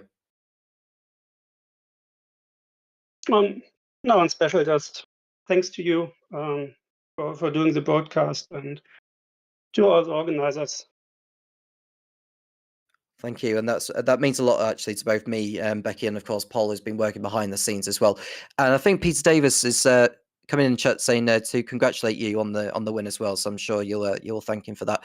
Nicholas, very very well done, a fantastic victory today, and we hope you can continue that form over at Le Mans next month. Yeah, I'm looking forward to it. Bye. Thank you very much, Nicholas. And that rounds out all of those who have joined in for a chat. And Becky, wow, I don't think we've expected that kind of race here at Sebring. We thought maybe it was going to be quite maybe a dominance or, from start to finish from some of those in class. But I think when you look at the championship standings prior to today's race has very much aligned with how the championship has been shaping up.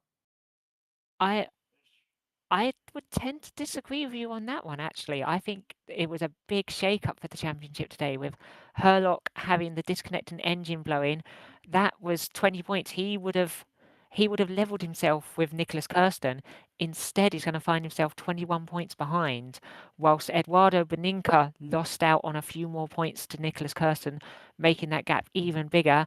His teammate Alexander Schmoldi didn't show up, so that leaves Kirsten and Beninca with a big lead over Herlock and Smeraldi, and that's going to be hard to regain with the way the points are. As Nicholas Kirsten said, he just needs to consistently keep getting good results now after these 3 wins in a row to have a very strong chance of winning the championship.